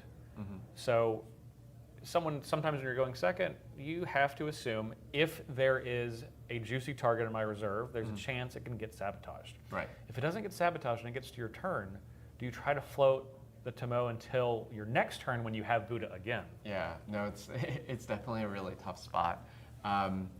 Yeah, and so yeah, kind of what you're analyzing there is actually part of why I like playing Kojo. It's like every turn I have an advantage. Either I have this Buddha or I go second. So, Right. so it's actually a win-win. But yeah, so I think at some point you ideally want some sort of expedition advantage, and it's really tough with all these after you through these martingales. But in general, Trey wants some sort of expedition advantage. Maybe a double advance here would obviously be great, but it's mostly because then you could just shove on one side, which would be a little bit more desirable. Plus, the problem is when you're either behind or at parity, the Fen deck plays Twinkle Twinkle. And your cards are really dense in what they do. Yes. Like the Tomoe costs 4, and if you just Twinkle Twinkle both of these, I could just double advance. And Right. as we got closer to striking range for that, it's actually very scary. So we see a unique snowman going into the reserve, but now we do know that this Tomogozen does have fleeting, so it is going to get taken out by that cloth cocoon. That cloth cocoon was face up, you kind of knew that was coming. This is a spot, we were talking about that Kadaman, that it falls asleep when you play from reserve earlier. This is kind of a great spot because if you're losing and you can't press, you can almost set up to defend or try to go over the top of that Buddha next turn. Yep. Yeah. Depending on how it shakes out, if you're getting advancement or not, you can also just try to plan like, okay, there's the face-up snowman, so like, what am I going to do into that? Right. And you can also like Hatter and just like anchor even one of these martingales. Like every single point can count. Especially if you're trying to finish the game with sleep. You just need representation on both sides, and you just sleep their biggest things at the end. Absolutely. But some part of you probably wants at least one of the martingales to go away this turn, just that way you can have it cheap after you next turn. Right, and ultimately you can only keep 2 of these cards in your reserve. Martingale is not one that you often want to discard from your reserve at the end of the turn. It provides way too much advantage, reducing costs of everything, and of course providing a really cheap effect to pass the turn back. Okay, so this is the Twinkle Twinkle that kind of talked about here, and not being able to draw a card with the Haven Saringer also. It's kind of tough, and the Saringer was trying to hold up a lot. Oh wow, a Sap Duende too? Is that a double advance? Oh wow. Oh So- my gosh. No, it's not a double advance. No, Looks but like they need it's a block. mount them, they are blocking. Yeah, but now they can anchor. But now they're going to and then- anchor this Martingale. Yeah, you used this phrase earlier in the broadcast, but the whole buffalo really comes up here. Yes, absolutely, yeah. Immediately, Twinkle Twinkle into using it, into Sap Duende, drawing a card, anchoring. I mean, this is what Finn wants to It's do. peak Fen, yeah. Yeah. If you're ever on the fence of wanting to play Finn and you watch a sequence like this is really gets you and makes you want to play it. Yeah, but definitely a lot of execution that's really good for sarcasm. So like, this isn't something that someone just picks up and knows like, oh yeah, I like discount here, I don't here. And it's like, it teaches you, even if you don't want to play Fen long term, understanding resource management can be very good. So I mentioned earlier in the broadcast that I learned how to play Kojo better by playing a lot of Lindaway and Avenka. And it's like there's actually Right. a lot of skills that you can actually target because certain heroes require them a little bit more. Here we see Flamel, whose unique art I absolutely love. Yeah. When you play another character with a base stat of 0, you may return a spell from your reserve to your hand. Okay, cool. But just on stats, that's like pretty good. It's like almost like a rare Serenus of stats. Yeah, it's a and 4/4/3 for 3. That is very strong. Yeah. And providing a boost on its support ability, which is usually you're getting the cost reducers, but you know anything that provides some sort of support ability in Finn is just more valuable there than anywhere else because you're just churning through that reserve so quickly. I also really like that you have this type of unique that has value just from being in play, and then we saw a Hatter that did go away last turn, but if the sequence of cards was a little bit different, we might have just seen this in play and just like chaining a bunch of magical trainings and other stuff. Well, or yes, because Is it the hunger time? Hunger clock? I think this is the best possible time for the hunger. Yeah. Okay. Oh, so Oh, hunger's going to not come down, quite, and then we're yeah. going to immediately see an Inkcaster basically going on the other side because, as noted, this hunger is not fleeting. It's Yeah. not gigantic. No milk. No milk. Lactose intolerant. Well, you know, it could eat. Sometimes the hunger wants some spicy milk. Sometimes the hunger wants a big spirit dragon soul. Yeah. To get, whatever it takes. Yeah. It's happy to eat whatever it needs to get big, and I can appreciate that. I think a lot of us can learn from the hunger. So this is obviously the end of round 8 that we're going to see today. Yeah. But we still have a top 8 that we are forming. So this match finished relatively quickly. We still have over 10 minutes left in the round. So we are going to take a very short break, probably for the duration of that 10 minutes. We're going to get top 8, and then we're going to come back and announce it to you so you guys can be prepared just like we will. We're also going to find out at the same time who is making top 8 with what heroes. We're going to take a quick break and be back.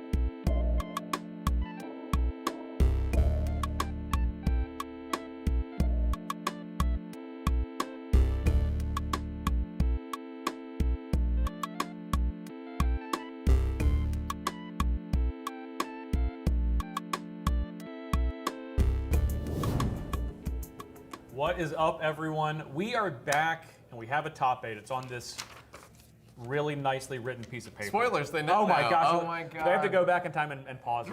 And first of all, I don't even know if they could figure out my handwriting. Yeah, I barely can. And I'm next to you. It's Justin and Rinku back for the last time today, and we obviously have the most exciting news, which is the top 8. Yeah, let's hear it. Let's go from the top. So we have in the first seed, we have all of the marbles. Yeah, playing Nevenka, we've seen them on camera twice, and you know their last round was really cool against Traced, but ended up being able to pull it out and be that first seed. Yes, very, very impressive play, as we've come to expect. Number 2, the second seed, we have 2 Iron Chains. Yeah, so they're playing Auroch. We saw them on camera as well, but they've also helped a lot with the BGA community, so it's wonderful to see them do well. Really crushing with Auroch today. In third seed, we have Potato. Yeah, playing Taja. So, you know, I know across various WCQs, Taja hasn't had the biggest performance, but it seems like maybe now the metagame's circling around such that Taja might be able to take it down. And in the fourth seed, we have Breadstick. Yeah, so Breadstick was the person that Marbles played in the last round, so they're playing Trace with some pretty sweet uniques that I got to see. Excellent. In fifth place, we have Noah Emmerich, just rolling with the regular name, just like I would, so I can appreciate that. Yeah, and they're playing Gold Ring, so currently at least, kind of the top by seed ranking Ortis player. So Gold Ring kind of slow moving in some ways, but able to overcome, you know, a slightly more aggressive metagame that we saw. Definitely. In sixth seed, we have Sarcasm. Yeah, so Sarcasm we saw win on camera in the last round in the win-in, playing Fen and doing a really good job of showing why it's a top deck right now. And in the seventh seed, we have Sand Deity. Playing Taja, so 2 Tajas in our top 8. The Which only repeat hero, actually. Yeah, which is not what we would expect. So far we have actually all 3 Lyra and 2 Taja. So let's see what the 8th place is. 8th place is Infinite, which we know, we saw in coverage earlier. Yeah, so playing Sigismar. So we got 2 representation from Ortis, we have 2 from Muna, 1 from Axiom, and the rest from Lyra. That means a couple are left out. Yeah. My favorite and your favorite, I think. Yeah, Bravos. Yeah. And Ysmir, Yeah, so it must be us, but it looks like the top Bravos ended up being 10th place. Okay. And the top Ysmir, was it Gus? I didn't actually see at the end. I don't know. I was scrambling to very hastily and poorly write down this top 8. So yeah, but that did not quite convert. I mean, it certainly has been through what we've seen on coverage and what we see out there. Lyra doing very well, especially in the hands of the top players. Yeah, so it's kind of interesting because sometimes it's not necessarily just the factions, it's also the players that choose to play the factions. Of course. So, for instance, all of the Marbles, in my opinion, one of the best American players, like, just them choosing to play. Like, if they played Asadi and you told me they made top cut, I also wouldn't have been surprised. Right. So, yeah, there's kind of some skew when the good players also want to play a certain faction. But here, I think the most surprising thing to me, besides having all 3 Lyra like heroes, is also 2 Taja. So that I think that actually makes a very interesting texture for a top cut. So normally Taja might run into Hungers. There's no Ysmir, no Bravos. Literally no Hungers. Right. Yeah. So that is off the table. That is a very good point. Yeah. So that's something going into top 8. Like, you know, when you're preparing for Swiss, you have to conceptualize, like, I could be playing anything. I'm not exactly sure what my opponent could be doing. If they have access to these 2 factions, they could be playing this card that absolutely blows me out. Going into tomorrow, that will not be the case. Right. So we kind of have a very condensed metagame that actually has a bracket, so you can actually know like your paths. Obviously, if you're going to win, you can like try to think about everyone, but you should start with your top 8 opponent. Start with your first round. Yeah. So looking at how the rounds would play out, we would have Sigismar against Nevenka, and then let's see, 2-7 would be Taja against Auroch, and then we have Taja against Fen. And then lastly, we have Traced against Gold Ring. So I think one thing that's pretty interesting to me is I don't actually know the Gold Ring's uniques, but depending on if they're playing, a setup we've seen before is the 5-ish cost character that says when you either make a token or have a character enter, you end up drawing a card and trying to play kind of like token spam uniques. That way you could just make a lot of them and just like double conscription and draw your deck. against Trace, that looks pretty good. Right. And then some of the Tasia matchups also seem pretty reasonable for them. I mean, okay, so obviously, you know, there's a lot of variables with how good the players are, and at this level, anyone is, you know, capable Anyone's of winning. capable of winning if they get to the top 8. So how about we both, you know, we could change our minds in the morning, but how about we caster pick? What single, if you had to choose a winner? It's tough because it's difficult to not just choose the best player, in my opinion. And we've both seen all the marbles play often, and I think even today we've seen their true mastery. But oh man, I'm gonna say there's gonna be an upset in the very first round. Wow. Okay. And we're going to have Infinite with Sigismar take it. Yeah, if I had to caster pick, I think I would choose Goal Ring. I think this is really good Goal Ring if they're playing that sort of engine. Like, even if you have Mass Anchor Tasia, you make more than Mass Anchor Tasia every turn. Yeah. And then, yeah, I think the easiest way to beat Goal Ring is by being very aggressive. And I think outside of Sigismar, this is Goal Rings to take. So Okay, we'll see if we change in the morning. Yeah, we'll But see. Plus, we'll have the results of the East Asian WCQ qualifier in the morning. That's true. So if Marbles wins that, might have bags under his eyes, and then, you know. Yeah, no kidding, no kidding. I know they had previously top 4'd the Europe BGA event, So actually, Marbles in Dallas, all 3 WCQs online, and Baltimore has made top cut. There has not been a WCQ they have played that they have not made top cut in. well, let's see if they can go 5 for 5. They're 4 for 4 so far. Yeah. That's pretty wild. Well, it's going to be a very exciting night tomorrow. So just to give you guys kind of a scope of what we're looking at, as we mentioned, we're starting at 10 a.m. -5 UTC. 10 a.m. Did I say 10 p.m.? You're good. Yeah, 10 a.m. Eastern time. And we're going to be looking at 3 rounds, of course, quarterfinals, semifinals, and finals. Each of those are going to be best of 3. Untimed. Untimed. And we'll make sure they're not moseying along too slowly, but it is going to be untimed. So we're going to have a lot of really excellent Altered tomorrow. I'm honestly just really excited to watch it. Yeah. And being able to watch it specifically from the booth so we can get to see all of the stuff that's going on is a lot of fun. So hopefully you guys will join us tomorrow. We do have, obviously, 2 days on this stream, but I'm thankful, and I know our players are thankful, they're not going to have to stay up another 4 hours playing Altered. Even though that might be fun, and maybe they're going to go home and do that, like some of the players that might be playing in a BGA qualifier. But, you know, if it were me, I'd go home and get some sleep, which is what I'm going to do. Yeah, no, it's cool, and the store has had other events, side events, and there's also some giant cards with like reveals that we've had and stuff. True, yeah. So if you were here, you got to see brand new stuff from Skybound Odyssey that has not yet been revealed. Yeah, like I literally walked out and aguytrying was just like, wait, you haven't seen this card? I'm like, yo, this one's fantastic. It's like, wait, there's more. I'm like, there's more, and Yeah. I just didn't do a lap yet. So. Awesome. Well, we have way more Altered coming to you tomorrow. We want to thank aguytrying, who's been in the booth a couple of rounds, and of course, the guy in the chair making sure that everything is going smoothly. Of course, my partner in crime, Rinku, today. I've had a great time. I'm Justin Parnell. We will catch you guys 10 a.m. tomorrow for the top 8 of the Baltimore World Championship Qualifier. Have a good night, and we'll see you then. Good night.